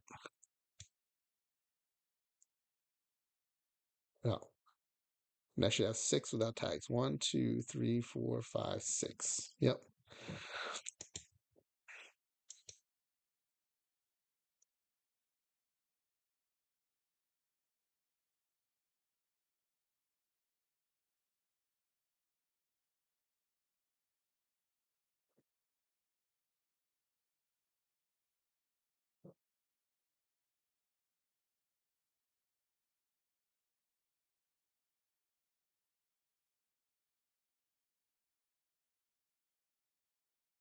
What does 40 control 45 stuff combo? To get any higher stuff, we're going down to 20 control and 25 home run rate, which I'm not going to do. At 45 stuff, I can get 45 home run suppression, but 20 control. I'm not going to do that. Yeah, this is by far the best 45 stuff guy here. So we'll take Gabe Baidez.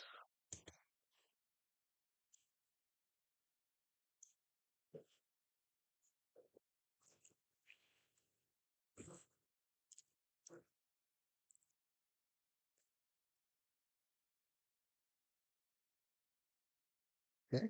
Cool. Second scrub relief pitcher. That guy was not bad. I'm happy with him.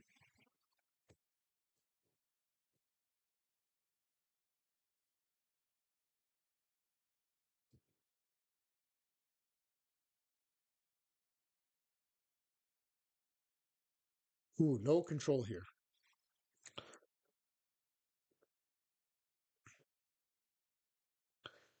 Well, if I'm not going to get control, I might as well get stuff and home run suppression.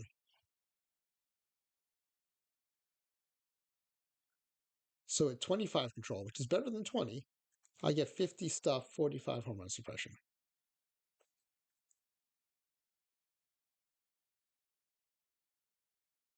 The only other way to get that is with 5 less control. So we'll go Nate Devine.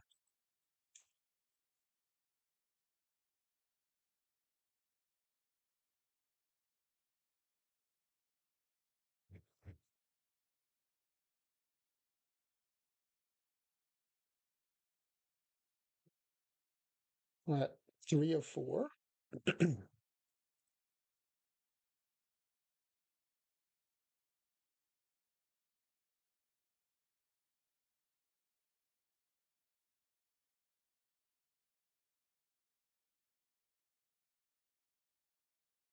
Ooh, these home run suppressions are rough.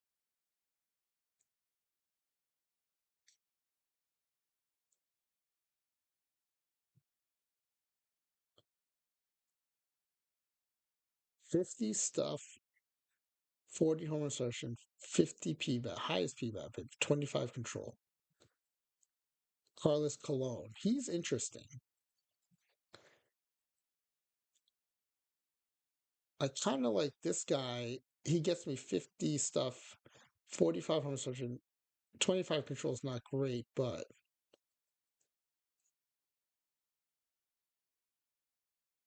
and he's a lefty. Let's take Zarza. Manny Zarza.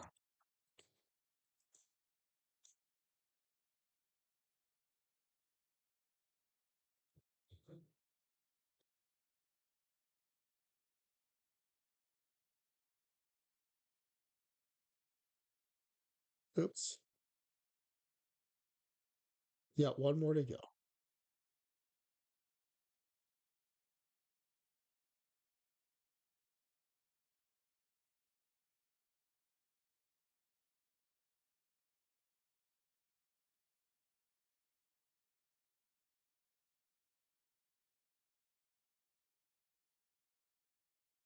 All right, last player.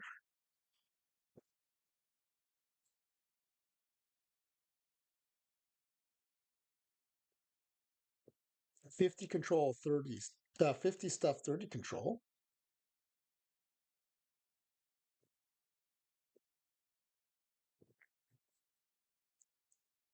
This is the best of the 30 control pitchers. And the 35 control guy has 35 home run rate. So we'll go Kyle Kessner. All right, I'm pretty happy with this roster. And we've got the red tortoise who I want to watch at the scrub level. And we've got that, was it right fielder? I'm excited about at the scrub level, at the bench level, I mean.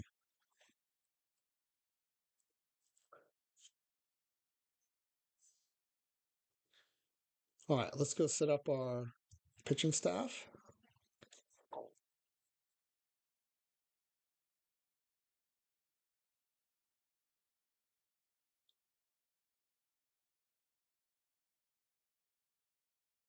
Hey, and it does go a lighter than Stewart.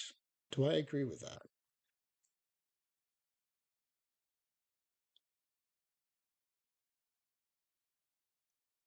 I feel like it's going lefty, lefty, then righty. Yeah, let's do that. The front end of the bullpen is our bench level pitchers. Dan Heron with a 70 stuff is closing. I'm excited to see how he does.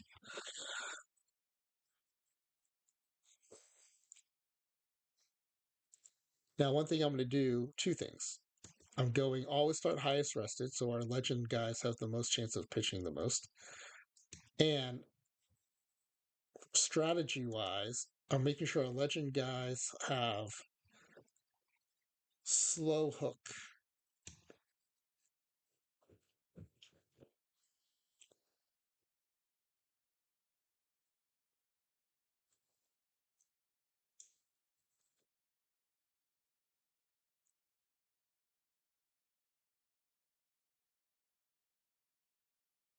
Alan. So our legend level pitcher should have slow hooks.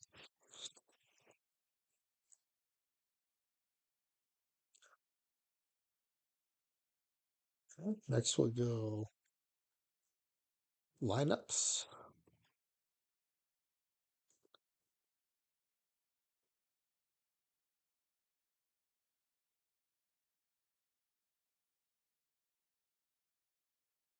It's done this every simulation so far. It's gone legend and then non-legend and then legend.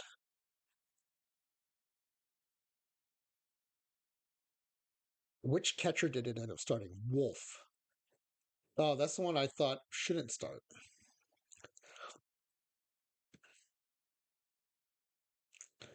All right, I'm overriding it. I'm putting Salgado in.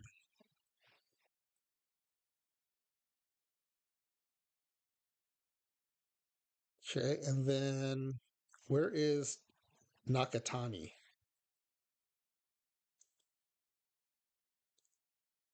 All right, he's the backup left and right fielder. That's good. He's the first pinch hitter, and he's the first pinch runner.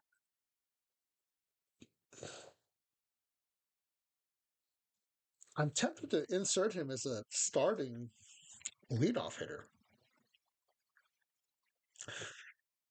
Our two speedsters are not starting. Oh yeah, was he? And the defensive sub for right field. Oh yeah, there he is. Yep.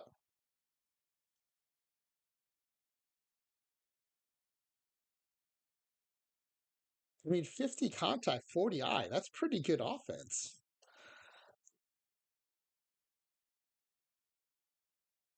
Okay. Oh, bench.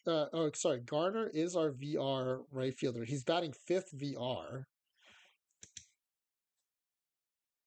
but he's also batting fifth VL.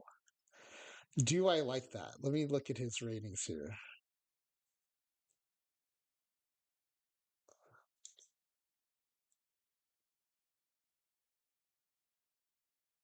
He's not terrible VL. Yeah, I can either sub him out or move him down. Move him down in the lineup.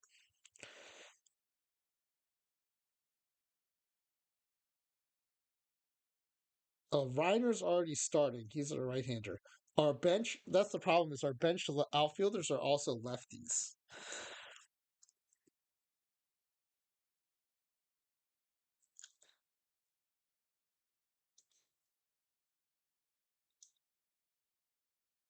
Yeah, Nakatani's pretty nerfed VL.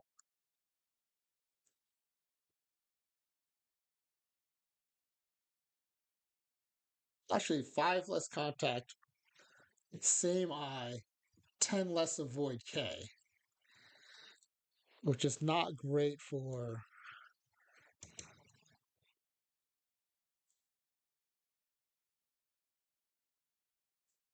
Who's our DHVR?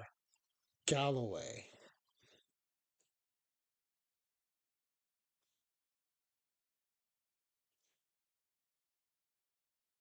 Well, he's great VL. He's probably still better than Nakatani VR. Actually, Galloway would be a great platoon with Garner.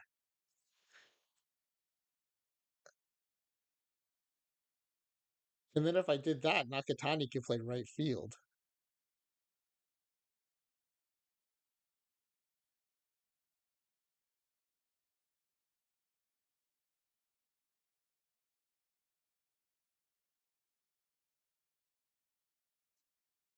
All right, here's Galloway.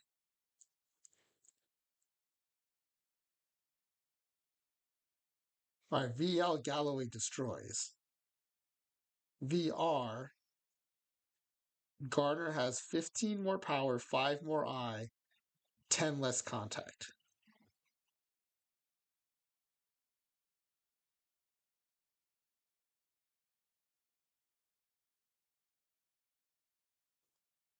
How does Nakatani?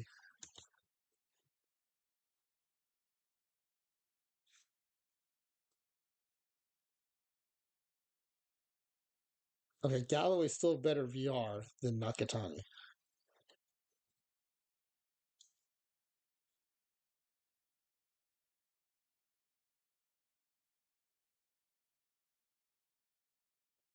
So yeah, even though he's pretty nerfed VL, I do think Garner's still the well.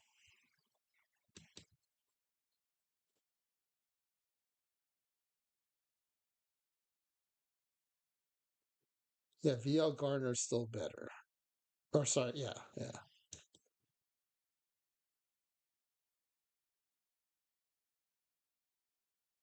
Now I do think though we move him. Is Hanford any better VL?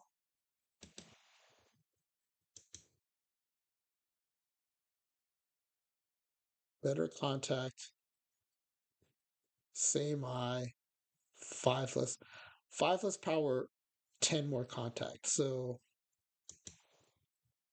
let's swap. Let's swap them out.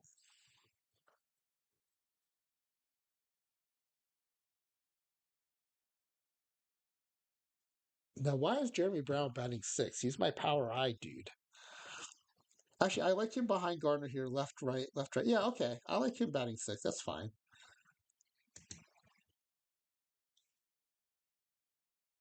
Now, Heiner's like a baby power I guy. He's got 50 power, 55 I.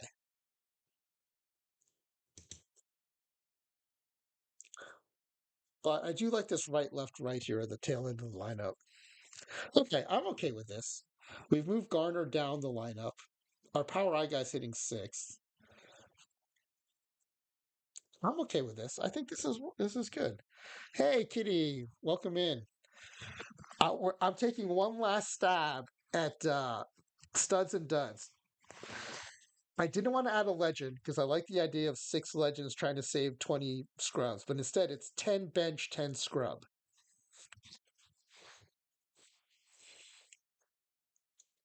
There's a form for the 10 pack giveaway pinned to the chat. If you want to go ahead and give that a shot. These are the roster positions I chose by level.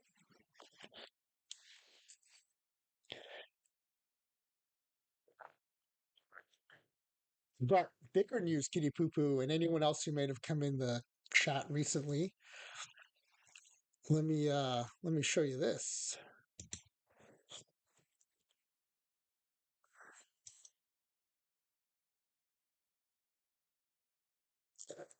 No, player type is MLB because we're doing an MLB sim. So if they were amateur, they would be way too bad to play.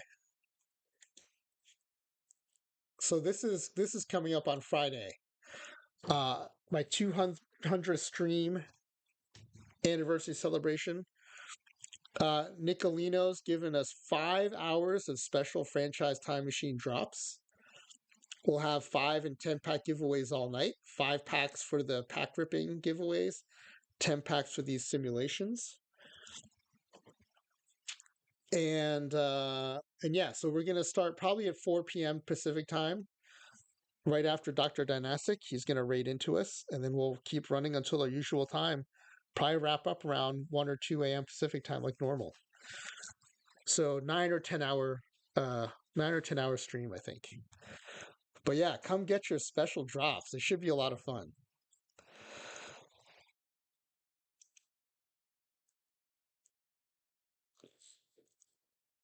And then what I'm trying to do during it is promote some of our non-affiliate streamers.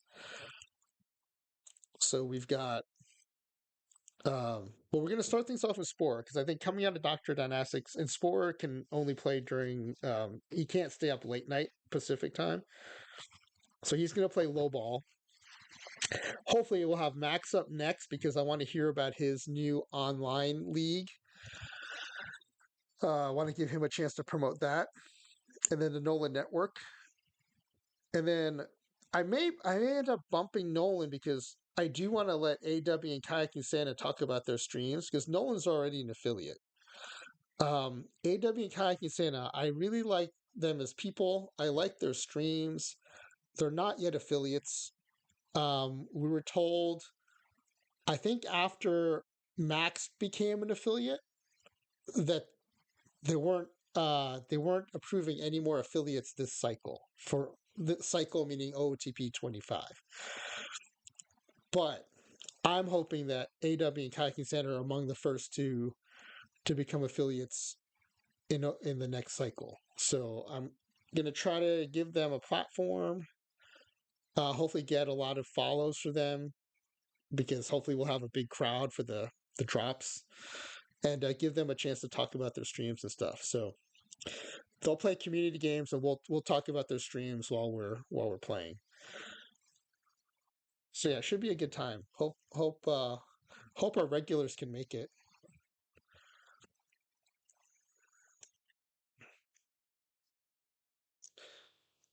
All right.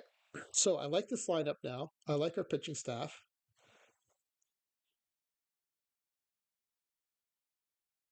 Oh, Kitty Poopa's gonna be there. Awesome. And let's do our strategy. I think we'll do moderate sabermetric here. No, I want more shifting, so we will go full sabermetric. I like these shifts. Actually, I think tactician gets you shifts too.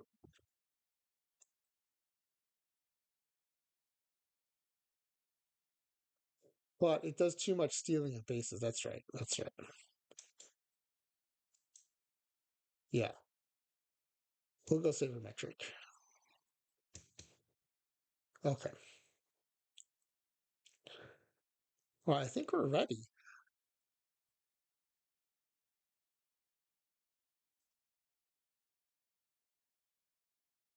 All right, let's save this. Actually, let me do the mailbox settings.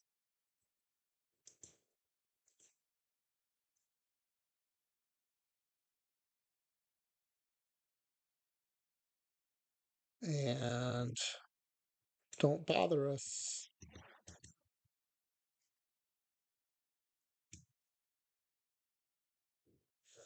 Okay, here's the batting roster at least. And I'm going to um, take another quick break before we start the sim. Also, this will help make sure we don't get interrupted. We'll do 2 minutes. Actually, I'll do 3 minutes because this is your 3 minute warning to complete your pack giveaway form. So please finish that up, and then when I get back, we'll close the form and take a look at the guesses like normal.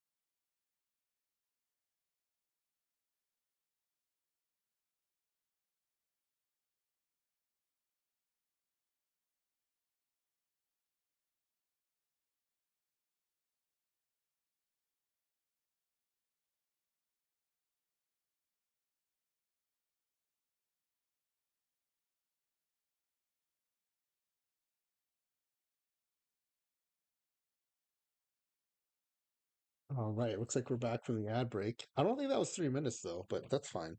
As long as everyone had a chance to put in their pack giveaway forms. Um, Go ahead and submit while I answer Barry Basher's question. So, no, there is no rule against taking multiple closers, Barry Basher. And honestly, I don't know that there's a big difference between reliever profiles and closer profiles in the base game. It's something I've been meaning to test. But yeah, as of right now, there's no rule against that. You can definitely do that if you'd like.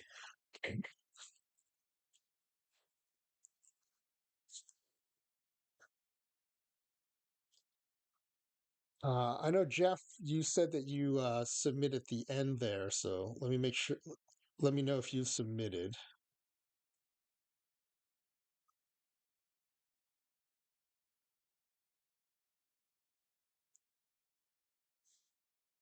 You're in there. Okay, awesome.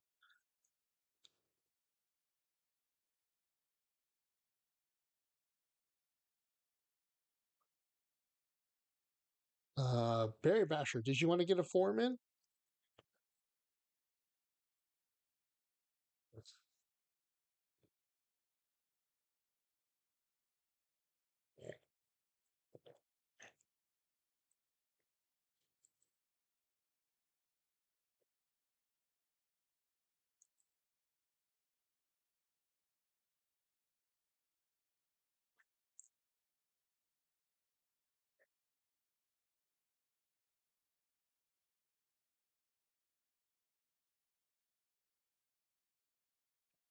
I think Barry Basher is so busy doing lowball that he might miss doing the pack giveaway form.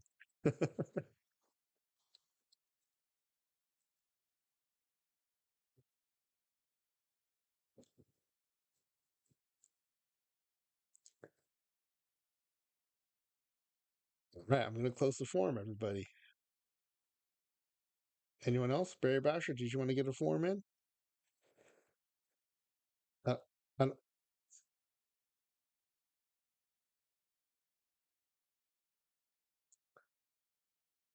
that's a jar. Are you worried about Barry Basher's six closers?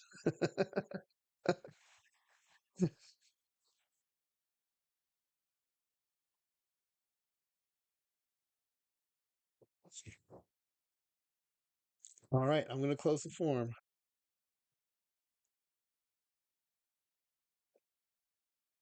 The next tech. All right, here we go. We're going to close the form, and then they'll the newest and best lowball technology. Yeah, I think everyone will definitely follow suit if it turns out picking a bunch of closers is the way to go.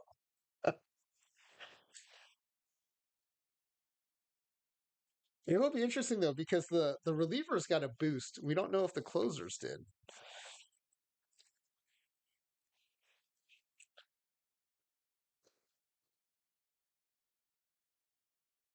All right, close the form.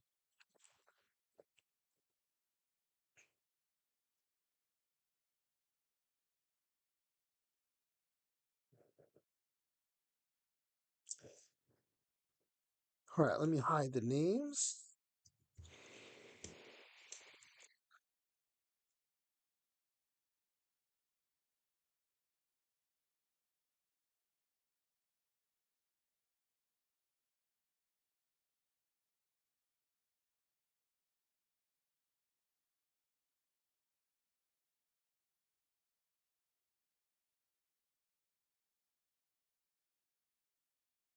Let me put it up on the screen.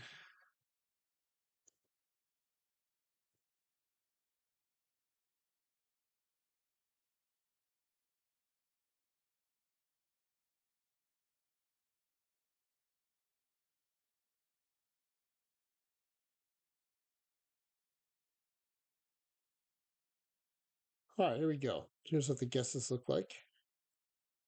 Actually, let me do another save. I'm paranoid that we're going to lose this. I'm going to save it. Okay. Will this team finish with the fewest wins in the majors? No one thinks they're going to be the worst in the majors. That's good. Will they finish with the fewest wins in the National League? No. Worst in the division? No. But the Nationals are in there, and the Nationals sim terribly. So this is a very good set of no guesses. Will this team have a better than 500 win percentage? Wow, lots of faith in this team. 4 of 5 guesses that they will finish over 500. Count me among that group. I actually like this team quite a bit. I think the 10 benches added a lot of talent over the 20 scrubs. Will this team make it to the playoffs? Now this, I guess with the wild card, if you're 500, you have a decent chance of making the playoffs. So 2 yeses here. Um, no World Series love, which is fine. I think that's a huge stretch. Cy Young Award, 2 yeses. Everyone thinks it'll be an MVP. That's very interesting.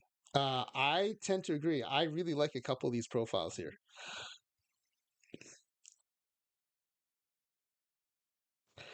90 contact, 70 power, 80i is crazy. As is 80 contact, 75 power, 65i. Oh, one thing I wanted to make sure is who's batting where among the legends?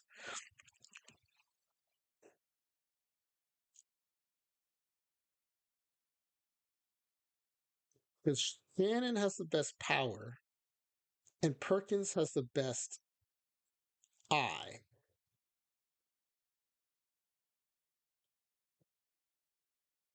So Garcia's batting cleanup, which I actually don't love. And I feel like the power of Shannon in leadoff is a bit wasted. I think the AI has him there though because he's a 65 steal. But we're not stealing. So I want, let's see, I want Perkins's eye leading off. And I want Shannon's power hitting fourth. So Perkins and Shannon switch spots.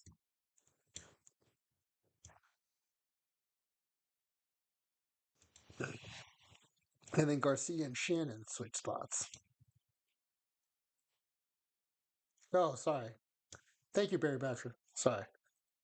So I'm just moving some guys around.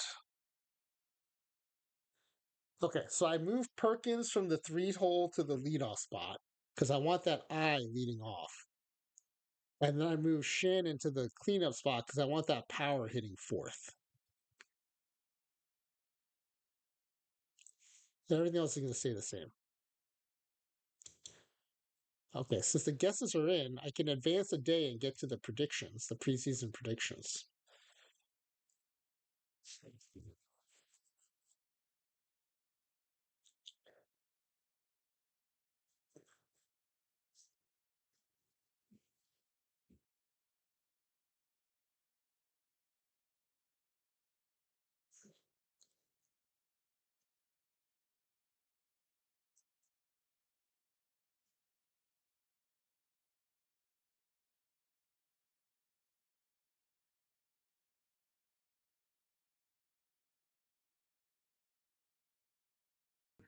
Sorry, I had a bit of a coughing fit there. Okay, let's look at our NL East predictions here. Ooh, look at this. Look at this. Projected 88 wins.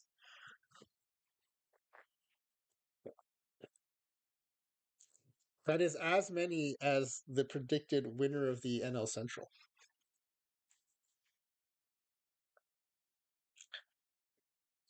In hindsight, I should have taken over an NL Central team because the Braves and the Dodgers are so good. Or I could have taken over the Braves or the Dodgers. Oh, Jeff. It's right on Jeff's prediction number. All right. We are, yeah, middle of the pack in runs at 673. Our pitching is much better, 641, compared to last time. Those 3 bench level relievers must be making a pretty big difference. And I think we got some real good studs in the legend pitchers. Top hitters, none of them are ahead of Acuna Jr., but Perkins, 46 home runs, 312 RBI, or 312 average. Garcia, 43 home runs, 104 RBI, 330 average. And Shannon, 39 home runs. Oh, Shannon, I thought had higher power.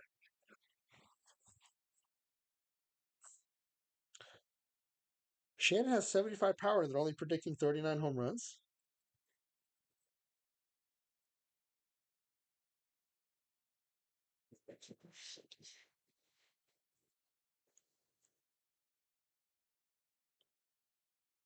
And we do have the top three pitchers.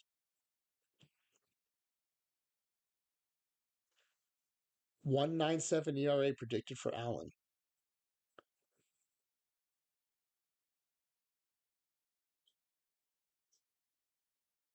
80 stuff Cortez projected to have 319 strikeouts. The other thing we would get by taking over the Braves, we'd take out one of the best NL teams. We'd also get rid of Spencer Strider.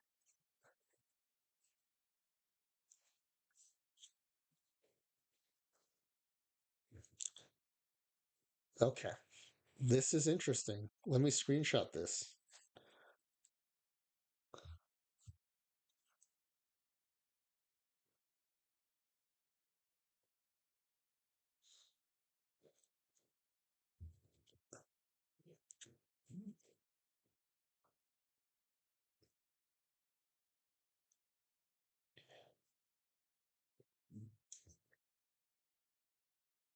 All right. Well, let's do it. Good luck with your pack giveaway guesses, everybody.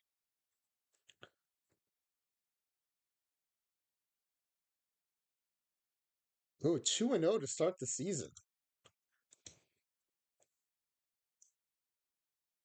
8-2 and 5-2. Is it that the relievers didn't come into the game?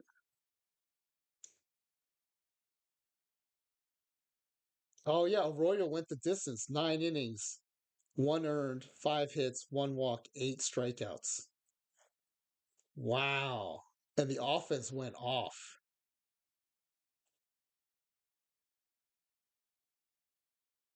Everyone got a base hit. Shannon went 5 for 5. This is the dude I moved into the cleanup spot from leadoff.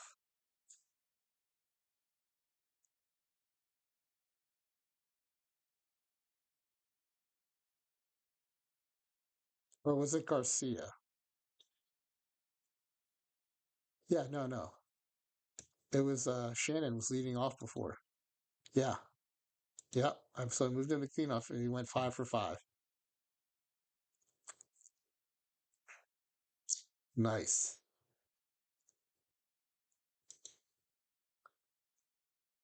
Second game of the series. Cortez goes 8 innings. Our bench level reliever came in for the save, 1 inning.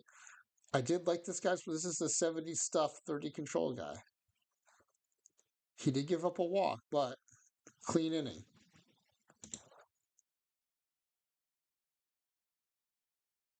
Now, part of this is we got lucky with our dice rolls, right? Like this closer for a bench level seems like very good profile, 70 stuff.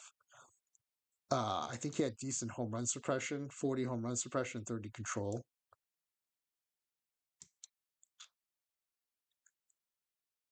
It's still early, but I'm kind of curious how our Power Eye guy's doing. That'd be Jeremy Brown.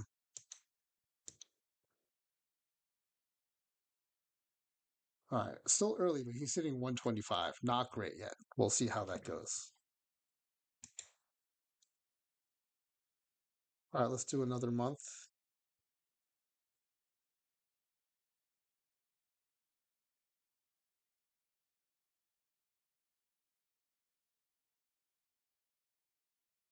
All right, Shannon was Batter of the Month. Shannon was also Player of the Week. And 6 consecutive hits by Galloway. Let's check out this news story for Shannon. Player of the Month.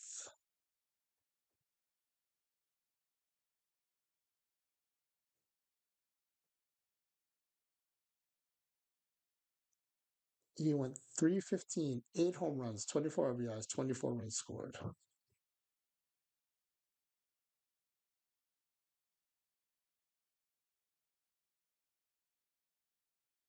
Power I guy still hitting 170, 648, but third on the team in home runs.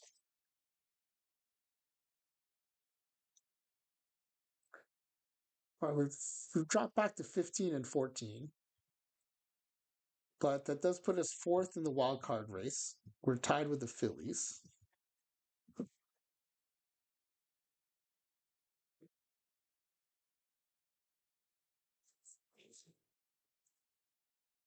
Hold on, give me a second here. I got to do something real quick. Okay. All right, let's see. We've got the first and third batting averages in the league, tied for second in home runs, leading in RBIs, top three batter wars. Steve Allen leading the majors or leading the league in ERA.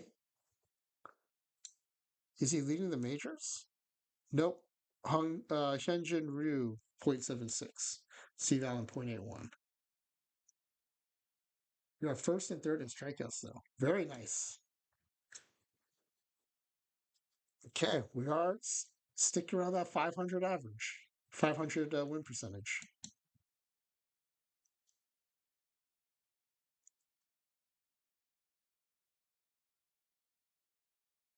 Oh, we dropped below 500 or above 500, below 500. We're all over the place. This time we have pitcher of the month, Cortez.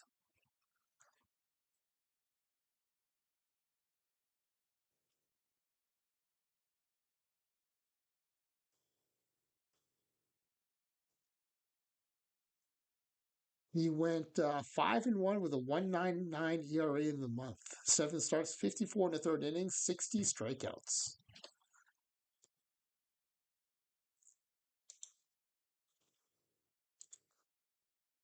All right. We are 9 games away, but we're 29 and 28. Second now in the wild card race. We just need a chance. Once you get into the postseason, anything can happen. All right, let's do the month of June.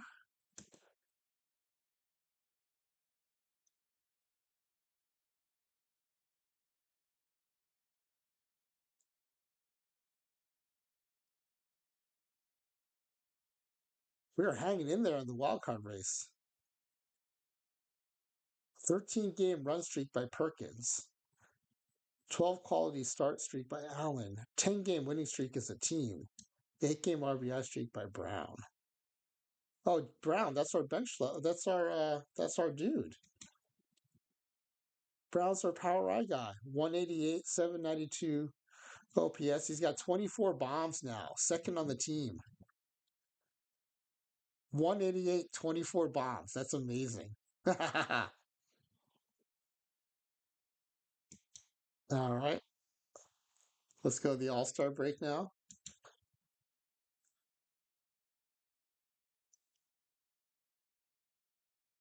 Yeah. We're supposed to not have any owner interference, dude.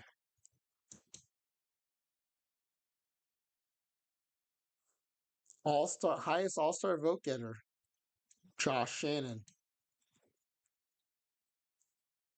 Oh, did he? Let's see.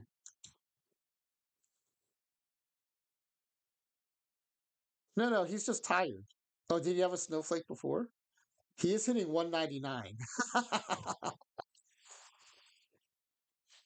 But he's not being platoon, so you don't have to take responsibility for that. He is playing VL now. So you can blame it on the fact that I'm playing him VL too.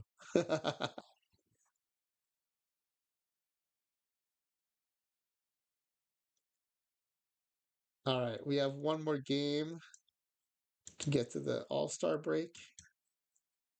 Oh, we had the top three batting average for a moment there. Now we have the top two. Top three OPSs. Josh Shannon is a Triple Crown candidate. He's one batting average point behind the league lead in batting average, leading the league in home runs, leading the league in RBI. This is a guy I moved out of leadoff. I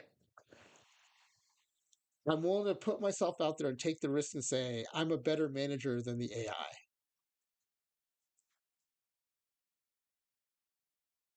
We're actually only 4.5 games behind the Braves. This is crazy.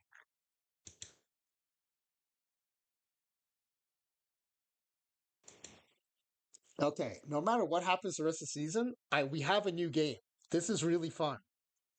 It's actually kind of fun being in the pack instead of like with creator roster, we're so far ahead, and with dead ball, we're so far behind.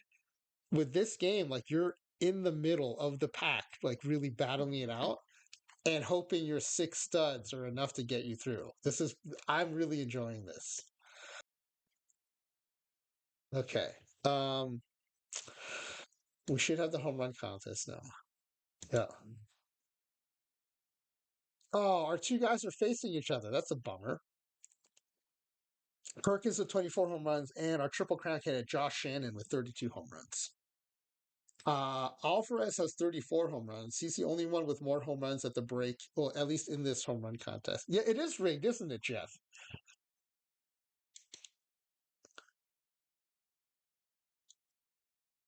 So Shannon does advance. Alvarez, Otani, and Jones are the others.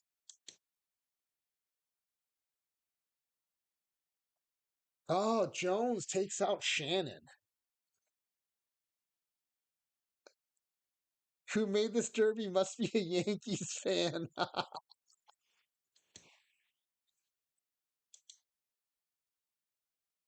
Nolan Jones wins it 10-9. Wow.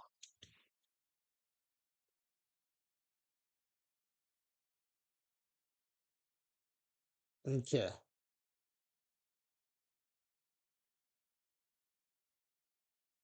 Let's uh let's roll to the next game. We'll go to the All-Star break.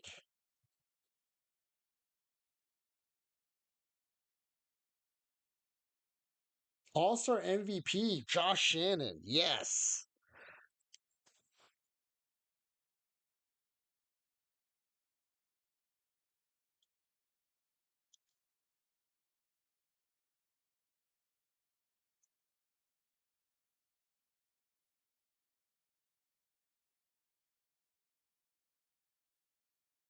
Josh Shannon, 2 for 3, 2 runs, 3 RBI, 2 home runs.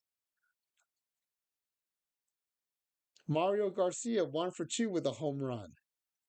Perkins, 1 for 2 with a walk. Well, look at that. Our three guys hit 3 home runs in the All-Star game. Arroyo starts the game, 1 walk, otherwise clean inning with a strikeout. Allen comes in and relief, gets the win, 1 inning, 1 strikeout.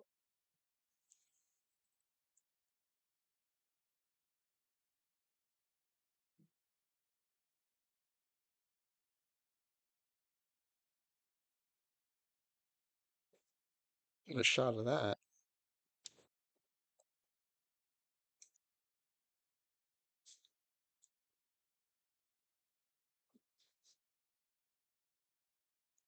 All right.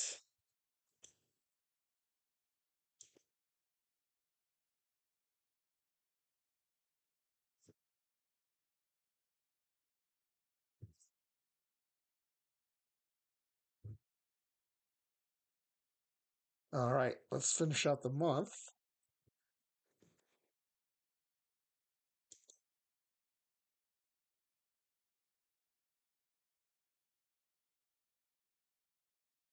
10 game run streak by Garcia. Oh, Garcia's pulled ahead of Shannon in the batting average race.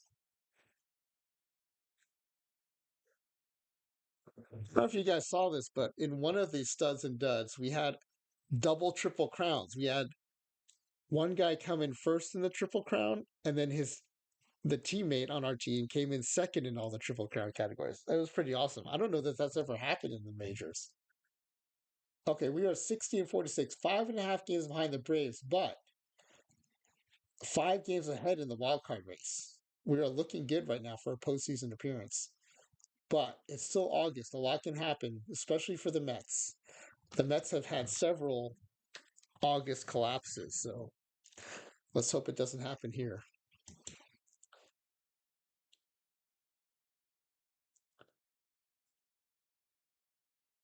We're bouncing between 6 and 7 games behind. We cut it down to 3.5 games behind, though. 77 and 53. We'd be way ahead in the NL Central with that record. Shannon has fallen behind in the RBI race, though, so the Triple Crown might be at risk here. He is still leading in home runs. On the pitching side, Cortez leading the league in wins. We are first and second in strikeouts, well ahead of Spencer Strider, which we've never seen. I think we've only seen it once or twice before. Really nice. All right, we're towards the end of the season, so let's start doing a week at a time here. We are in a pennant race with the Braves, 3.5 games behind. We're still 3.5 behind. Shannon is still 6 home runs ahead, so his leads. You say, look at this, Jeremy Brown, our power eye guy, is now third in the league in home runs. He's still hitting 191, but he's hitting bombs. Oh, we're also now first in the wild card race. That gives a little extra buffer. It is getting tight though. We're only 3.5 games ahead of the third place team, the Phillies. Oh, well, look at this. We've cut it down to 2 games behind the Braves.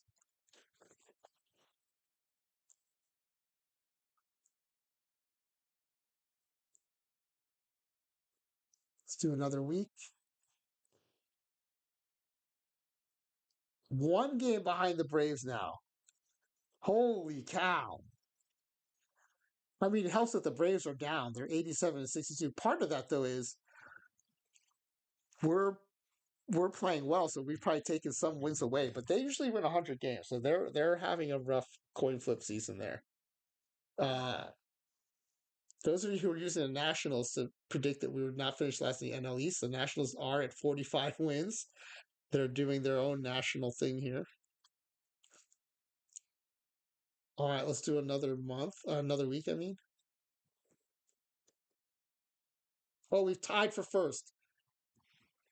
11 start quality start streak by Allen.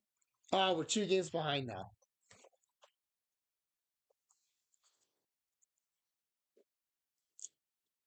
All right, let's go scores here. Oh,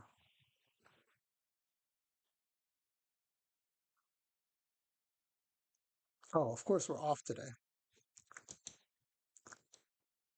Okay, here we go. All right, we're playing the Marlins, and the Braves are playing the Cubs. Cubs are 80 and 76.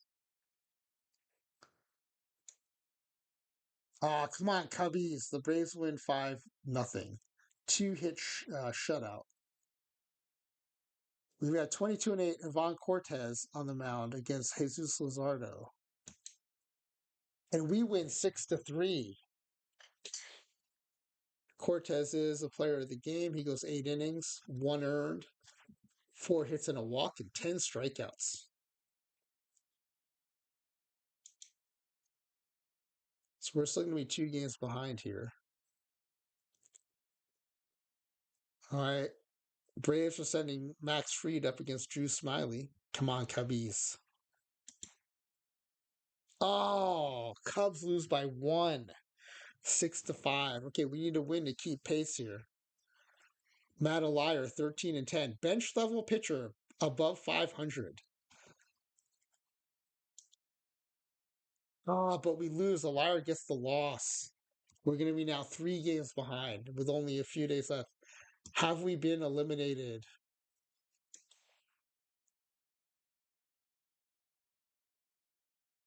They've clinched the playoff spot, but I don't think they've clinched the division yet.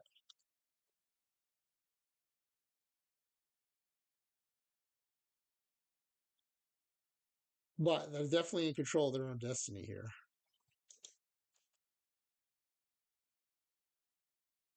Okay, the Braves are sending Colin McHugh against Justin Steele. Oh, dang it, the Braves win again, 1-0. Pitchers duel, 7 hits total in the game. That might have clinched it. The magic number is one. So if we lose, they've clinched it. Daniel Arroyo, 20-4, sub 2 ERA. We win 7-3, keeping our our division championship hopes alive. There he is. Our power eye guy is up to 42 home runs now, still hitting 189. That's awesome. What a stat line. All right. The Braves are now facing. Oh no, the Braves are playing the Nationals. We're playing the Phillies.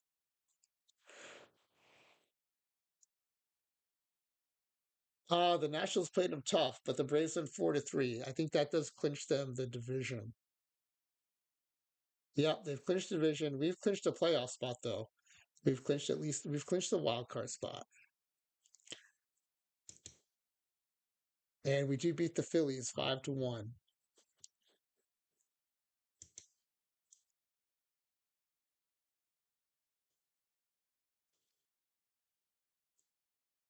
All right. 2 games left in the season.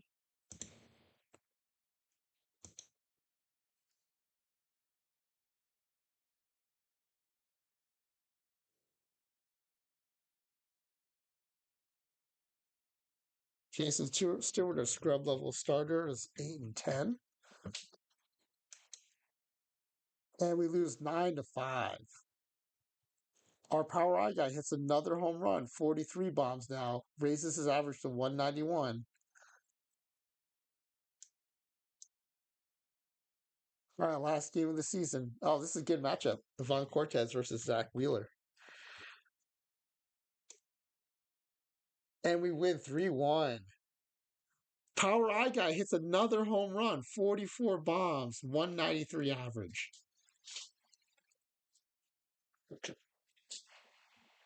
Cortez went 7 1/3, 1 earned run, 3 hits and 2 walks, 6 strikeouts. And Jeremy Brown went 2 for 3 with a bomb. 3 RBIs and a run scored.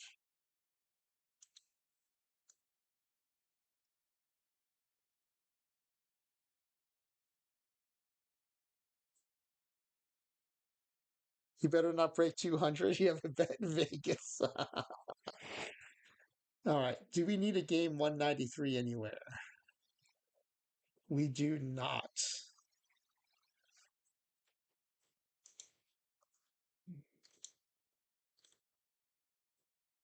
Arroyo gets the ERA crown. Cortez has the most wins. Shannon wins the home run championship. Garcia wins the batting title. Beats out Shannon by, wow, 32 points of batting average. And Shannon goes 20-20 from the cleanup spot. Okay, so these are the final standings.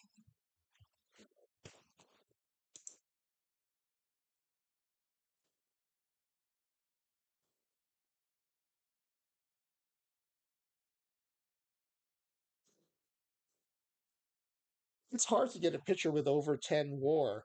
We have three of them. 10.7, 10, 11, 11.0, and 11.8.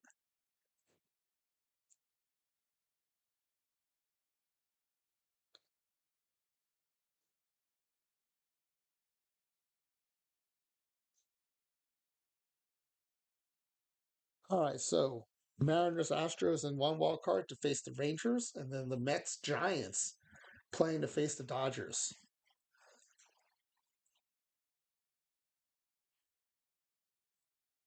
All right, we're up first. It's a one game, so let's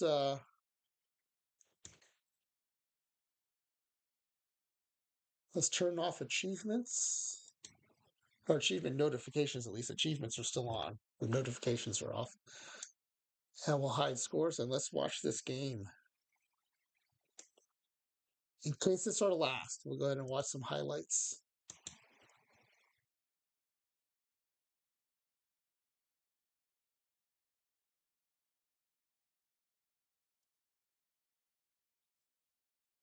Line drive into the corner in left field. It's going to be extra bases.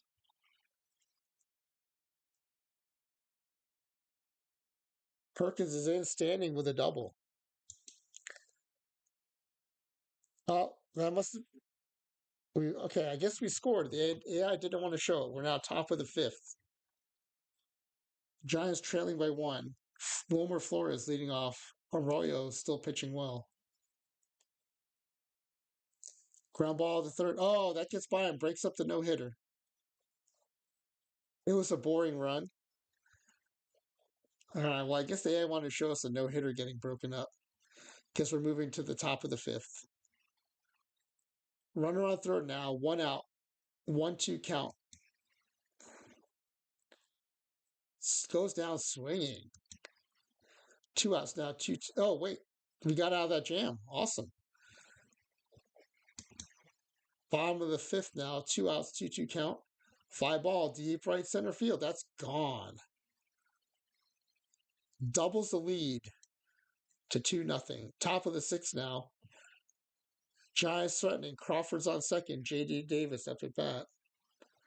Draws the walk. Uh-oh. This is our bullpen pitching now. This is bad.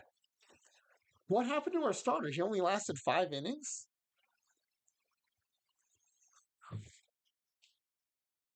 They're in the playoff game. How is he out after 5 innings? Ground ball back to the pitcher. Gets the out. Retires the side. Top of the seventh now. Pedro Lopez in the game. Another bench level reliever. Line drive. Oh, past the shortstop. Yastrzemski up now. Lefty, lefty. Line drive to the left center field. Nice play by the left fielder. 2 outs now. Full count to Michael Conforto. Mets legend, Michael Conforto. Oh, draws the walk.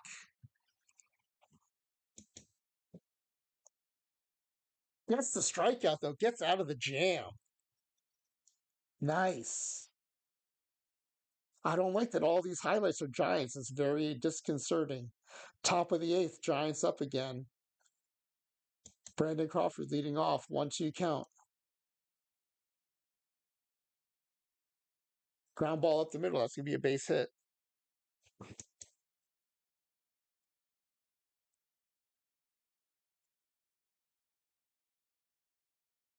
Ground ball past the third baseman. God, why were we in the bullpen so early tonight? I wonder if there's a rain delay or something. Ground ball to third. Throw to second. Over to first. Double play. That was a runner on third, but we'll take those 2 outs any day. Jock Peterson up. Let's hope we pitch around him. He's dangerous. Draws the walk. That's all right. It's better than giving up the bomb. Flores up at bat now. Ground ball to short. Picked up. Throw to second. Out of the inning. Nicely done. Bottom of the eighth. Let's get some insurance. I don't like that we have all these bench and scrub level relievers in the game. Jesse Perkins leading off. 2-2 count. Line drive into right field. That's going to drop. Yes, it drops to the base hit. Galloway up now. This is our bench level 2-hole hitter. Ooh, line drive into center field. That's going to drop in. It's real nice on that 2-hole hitter. It can produce because that means he's bridging the gap to 2 more legend level hitters. Mario Garcia up now. Ground ball through the gap and into right field. Scores the run.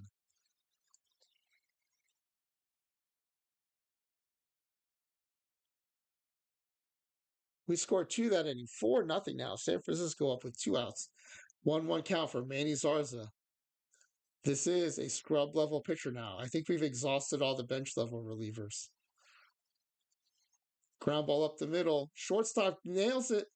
Yeah, I've never seen that animation ended in out. Usually when they dive, they knock it down, but they can't get it over to first. That's awesome.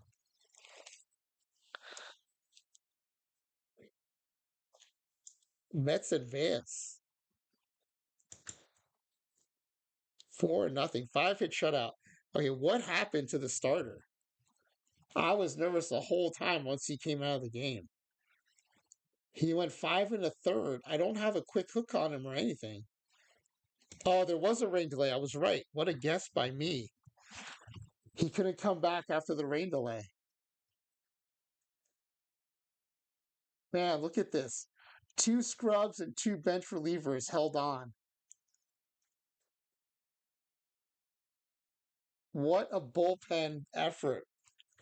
Wow. Scrubs. This is supposed to be about the legends lifting up the scrubs and bench players, but the scrubs and bench pitchers were the heroes this game. That was awesome.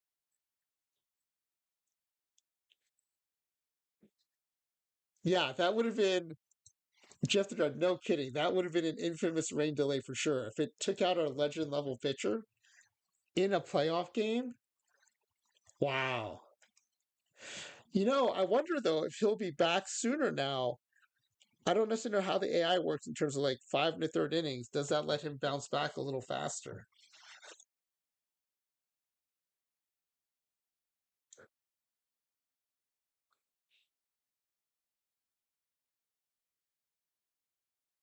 All right, let's finish this round. Yeah, Ezra Denny would have loved the Giants winning. That's true. The Astros also advance. So it'll be Rangers, Astros in an all Texas matchup, and the Yankees and the Twins. Our Mets will be facing the Dodgers, while the Cubs and Braves face off in the other NL matchup.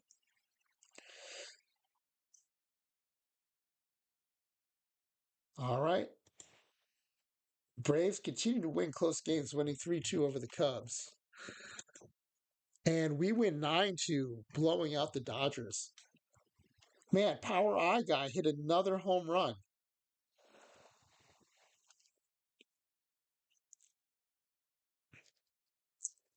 Cortez gets the win, and playoff Kershaw showed up when giving up 8.44 ERA in the postseason.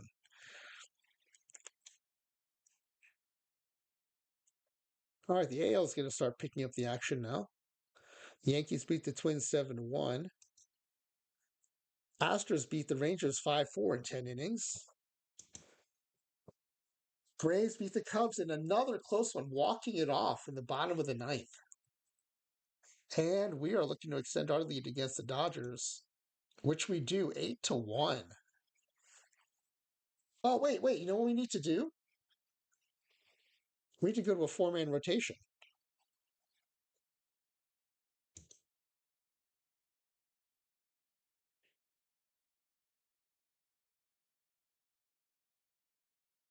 Nice. Now our Okay, you know what? I don't love replacing our closer though. Actually, I do because our closer had a 6.10 ERA.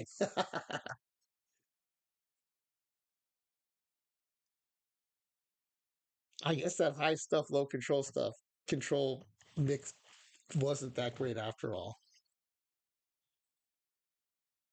Shannon will get the starter boost in the bullpen, so let's hope he can pick up that closer role.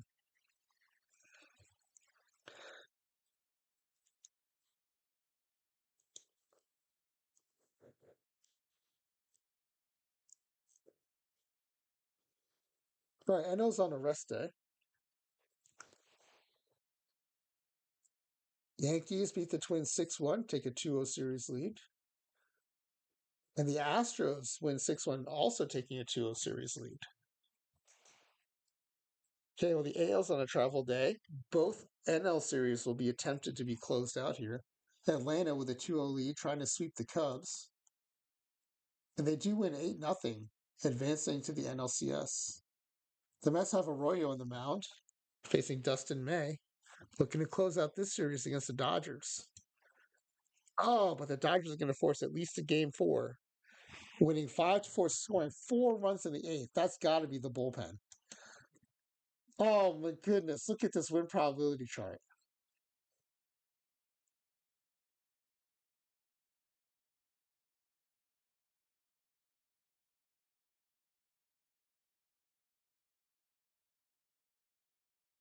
Lopez, our setup guy, who's been pitching well all year, gives up 3 runs without recording an out.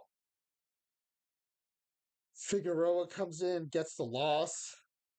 Stewart pitches 1 clean inning in relief. That's our 5th starter moved into the bullpen. So that change might be working out.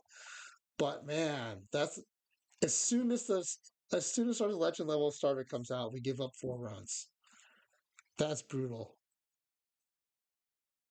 I mean, he had 116 pitches though. I don't know that we wanted to push him, so can't argue with the decision. It was a pretty good one, I think. We are decision focused here, not outcome focused. I think that was probably the best decision under the circumstances.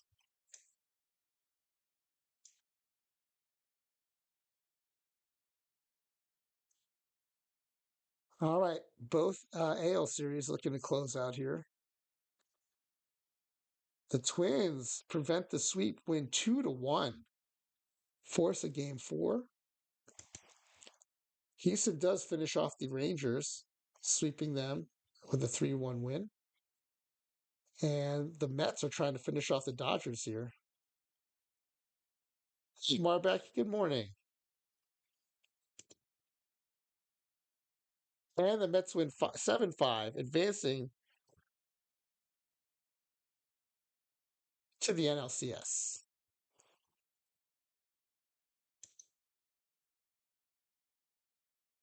All right, last playoff game left here is the Yankees hosting the Twins, looking to close out the series. Which they do, 7-0.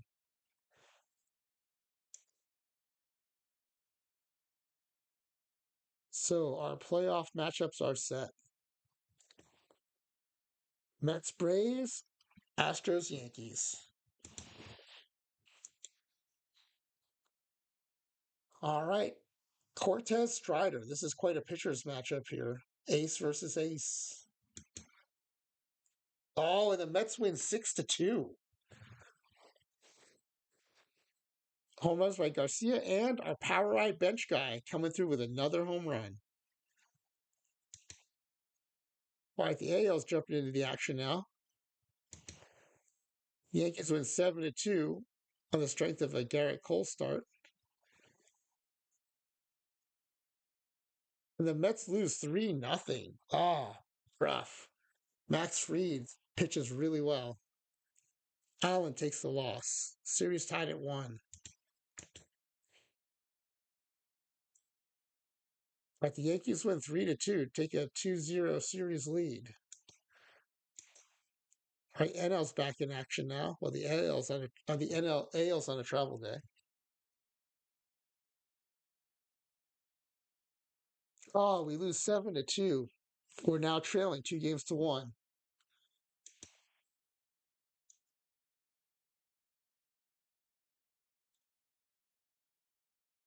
Astros win 4-3, cutting the lead to 2 games to 1. Oh, the Mets get shut out, losing 8-0 on a 3-hitter.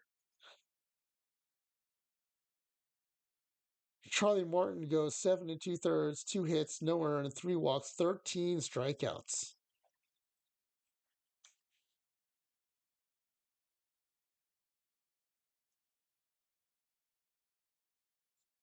Astros win 2-0, tying the series at 2.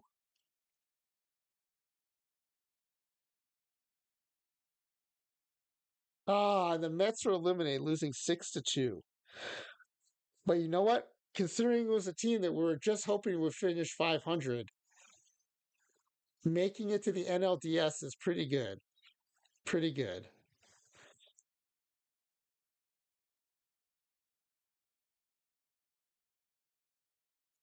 I mean, I'd be lying if I said I wasn't disappointed, but it was quite a feat for this team to get that far. This is a team of 20 bench and scrub level players led by 6 legends, and they made it to the NLDS.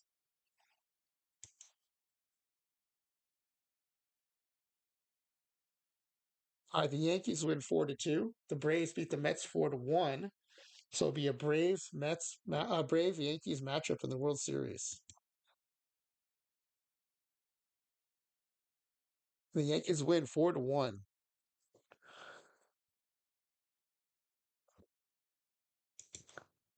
All right, let's check out some postseason awards, and we will give away some packs.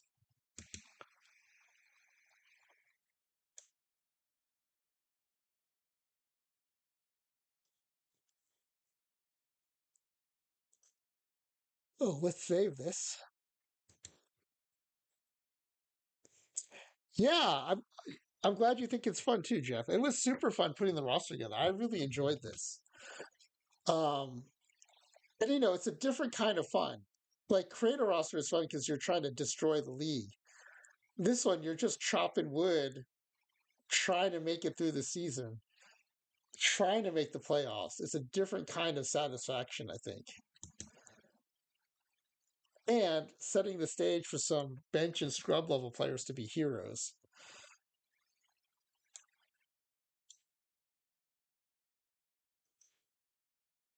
All right, Great Glove Awards.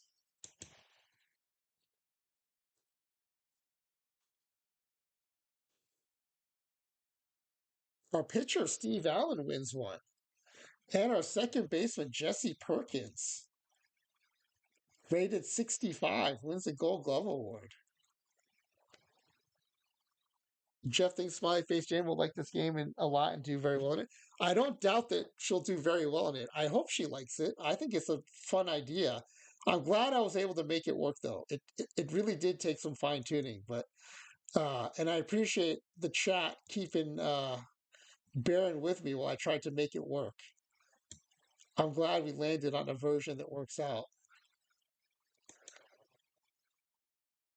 So we don't have anyone in the running for Reliever of the Year. The guy who had all of our saves had a pretty high ERA.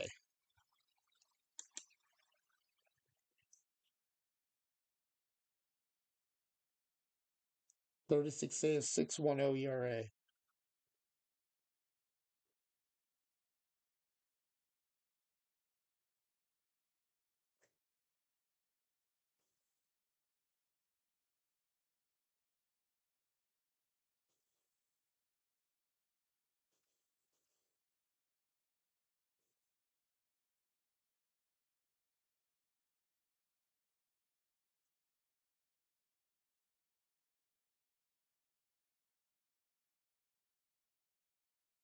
Evan Phillips sweeps the first place votes. 7-3, 43 saves, 1.38 ERA. Very nice season.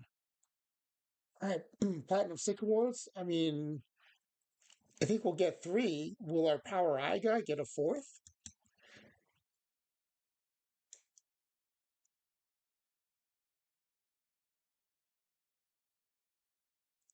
Perkins, Garcia, Shannon. Nope. What position? I think our Power Eye guy played first. That's pretty tough competition. 44 bombs, 193 average, 795 OPS. Rookie of the Year. We don't have any candidates. Cy Young Award. We legit have two candidates.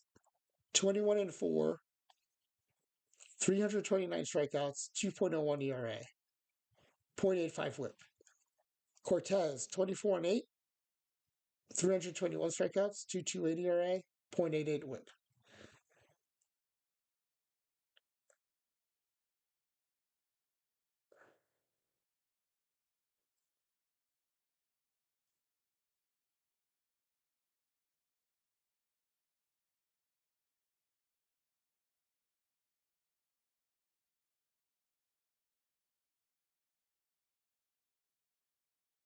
We sweep the top three spots of the Cy Young voting. Arroyo gets 26 first place votes.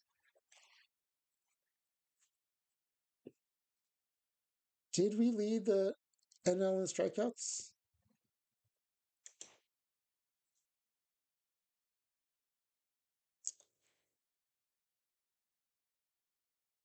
We did. 329 and 321. Strider only had 290.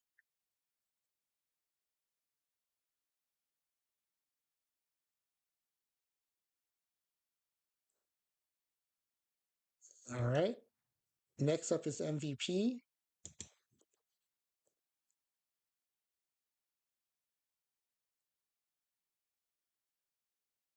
43 home runs, 351 average, 1099 OPS for Garcia. 50 home runs, 319 average, 1087 OPS. This is important though to the AI. 26 stolen bases. Perkins, 38 home runs, 299 average, 1016 OPS. Despite the much higher batting average, I think Shannon has a chance of those 26 steals.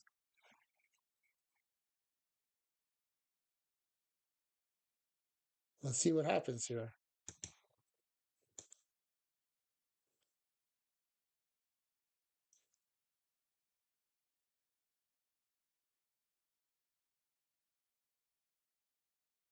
We do sweep the top three spots.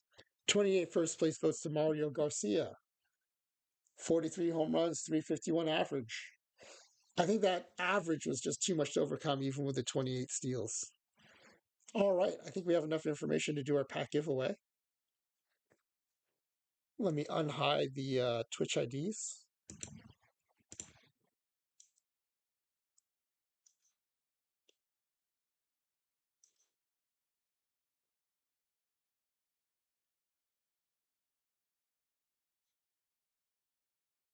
All right. Will this team finish?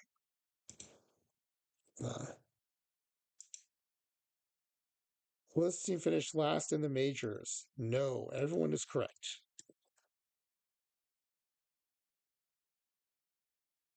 Will this team finish with the fewest wins in the National League? No, by far no. Will this team finish with the fewest wins in the NL East? No, we almost won the NL East. We were 4 games behind first place. Will this team have a 500 or better win percentage? Yes, we had a 580 win percentage.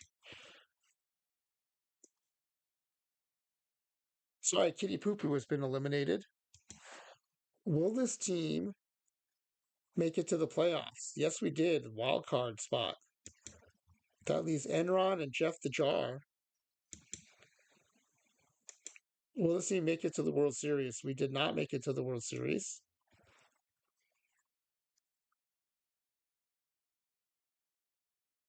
Will a player from this team win the Cy Young Award? Yes, we did. Jeff the Jar, congratulations.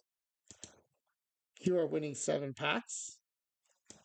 Enron, congratulations. You're winning 3 packs.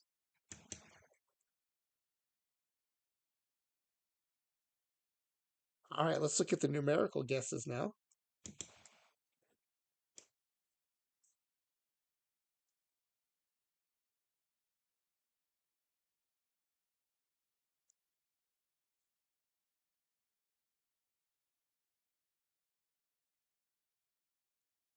All right, are those all on the screen now?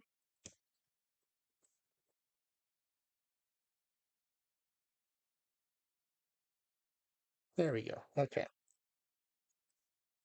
Will a batter team win the MVP? Yes.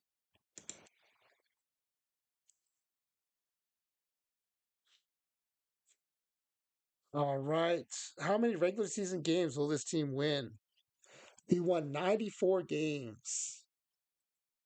Enron came closest at 89. Nice guessing there. Highest WAR generated by this team's players. Usually it's a batter, so we'll look at the pitchers first. Highest pitcher WAR, 11.5. Highest batter WAR, 13.6.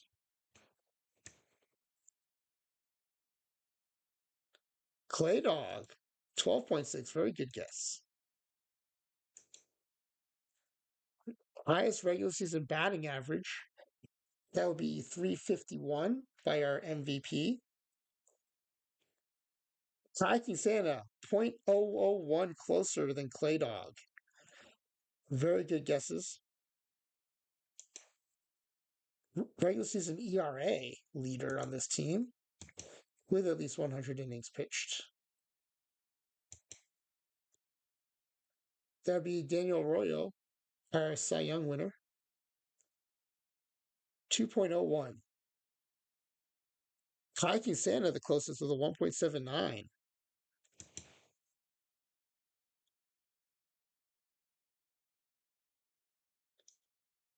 Regular season OPS leader.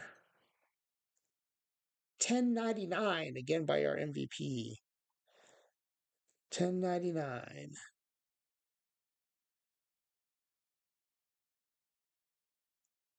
I think Enron would have been closest if the decimal were correct.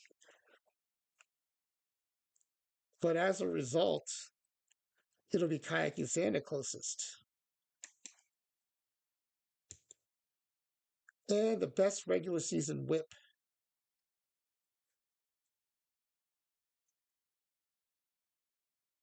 That would be at least 100 innings pitched. Uh, yep, that's again our Cy Young winner, 0.85. Jeff the Jar is closest there. So Kayaking Santa really dominating the numerical portions, but our winners are Jeff the Jar in first place and Enron 1408 in second place. All right. Well, I'm glad it sounds like people had fun watching that. I had a really good time playing it. So let's go ahead and save this. And then let's go take a peek to see how I'm doing in that silver tournament if I'm still alive.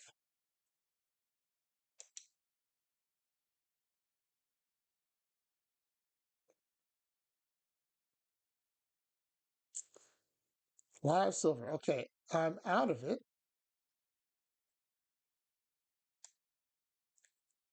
There is a silver tournament I was hoping to add if I got knocked out in time. Yep, formal silverware. I'm going to add myself to that one. And then let's see how I finished in that live silver.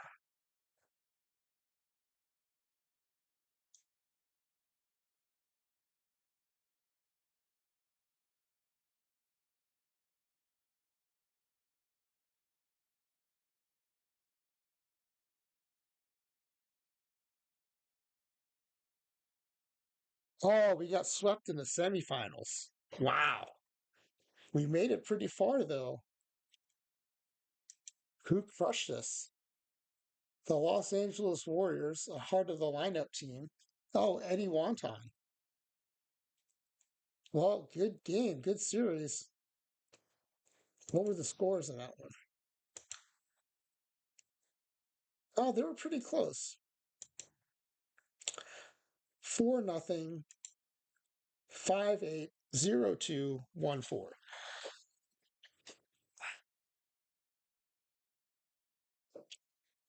I think it's just a group of friends. I think it's just like an affiliated group of friends. I don't think it's a theme like PAX only or theme team. Uh, I think some of them have been in the chats before and have said it's like a group that likes to play in leagues together or something. I only learned what HOTL stood for like in the last couple months. So,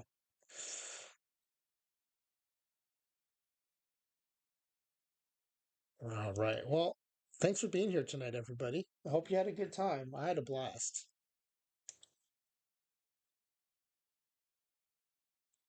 Let me see what Baffle's up to if he's still going to be on for a while.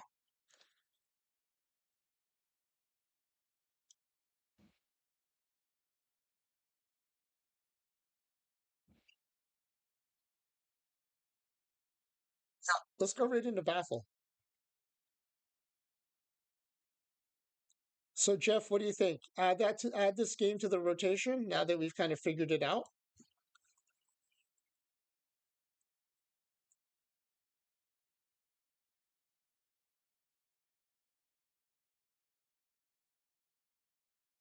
All right. All right, guys. Have a great night. Thank you. Have a good Christmas if you celebrate Christmas. I may pop on and do some pack rips or something late at night, but I will probably not be back on again until Thursday. So have a very good Christmas for those of you who have celebrated.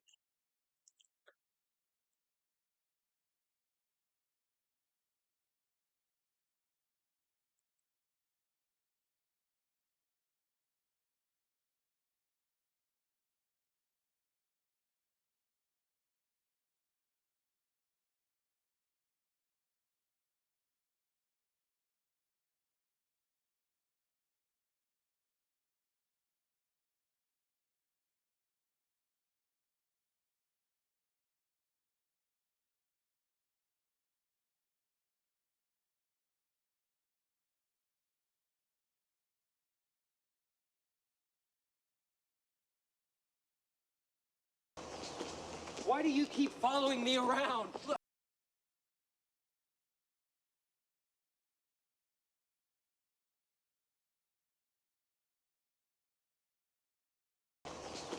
Why do you keep following me around? Look.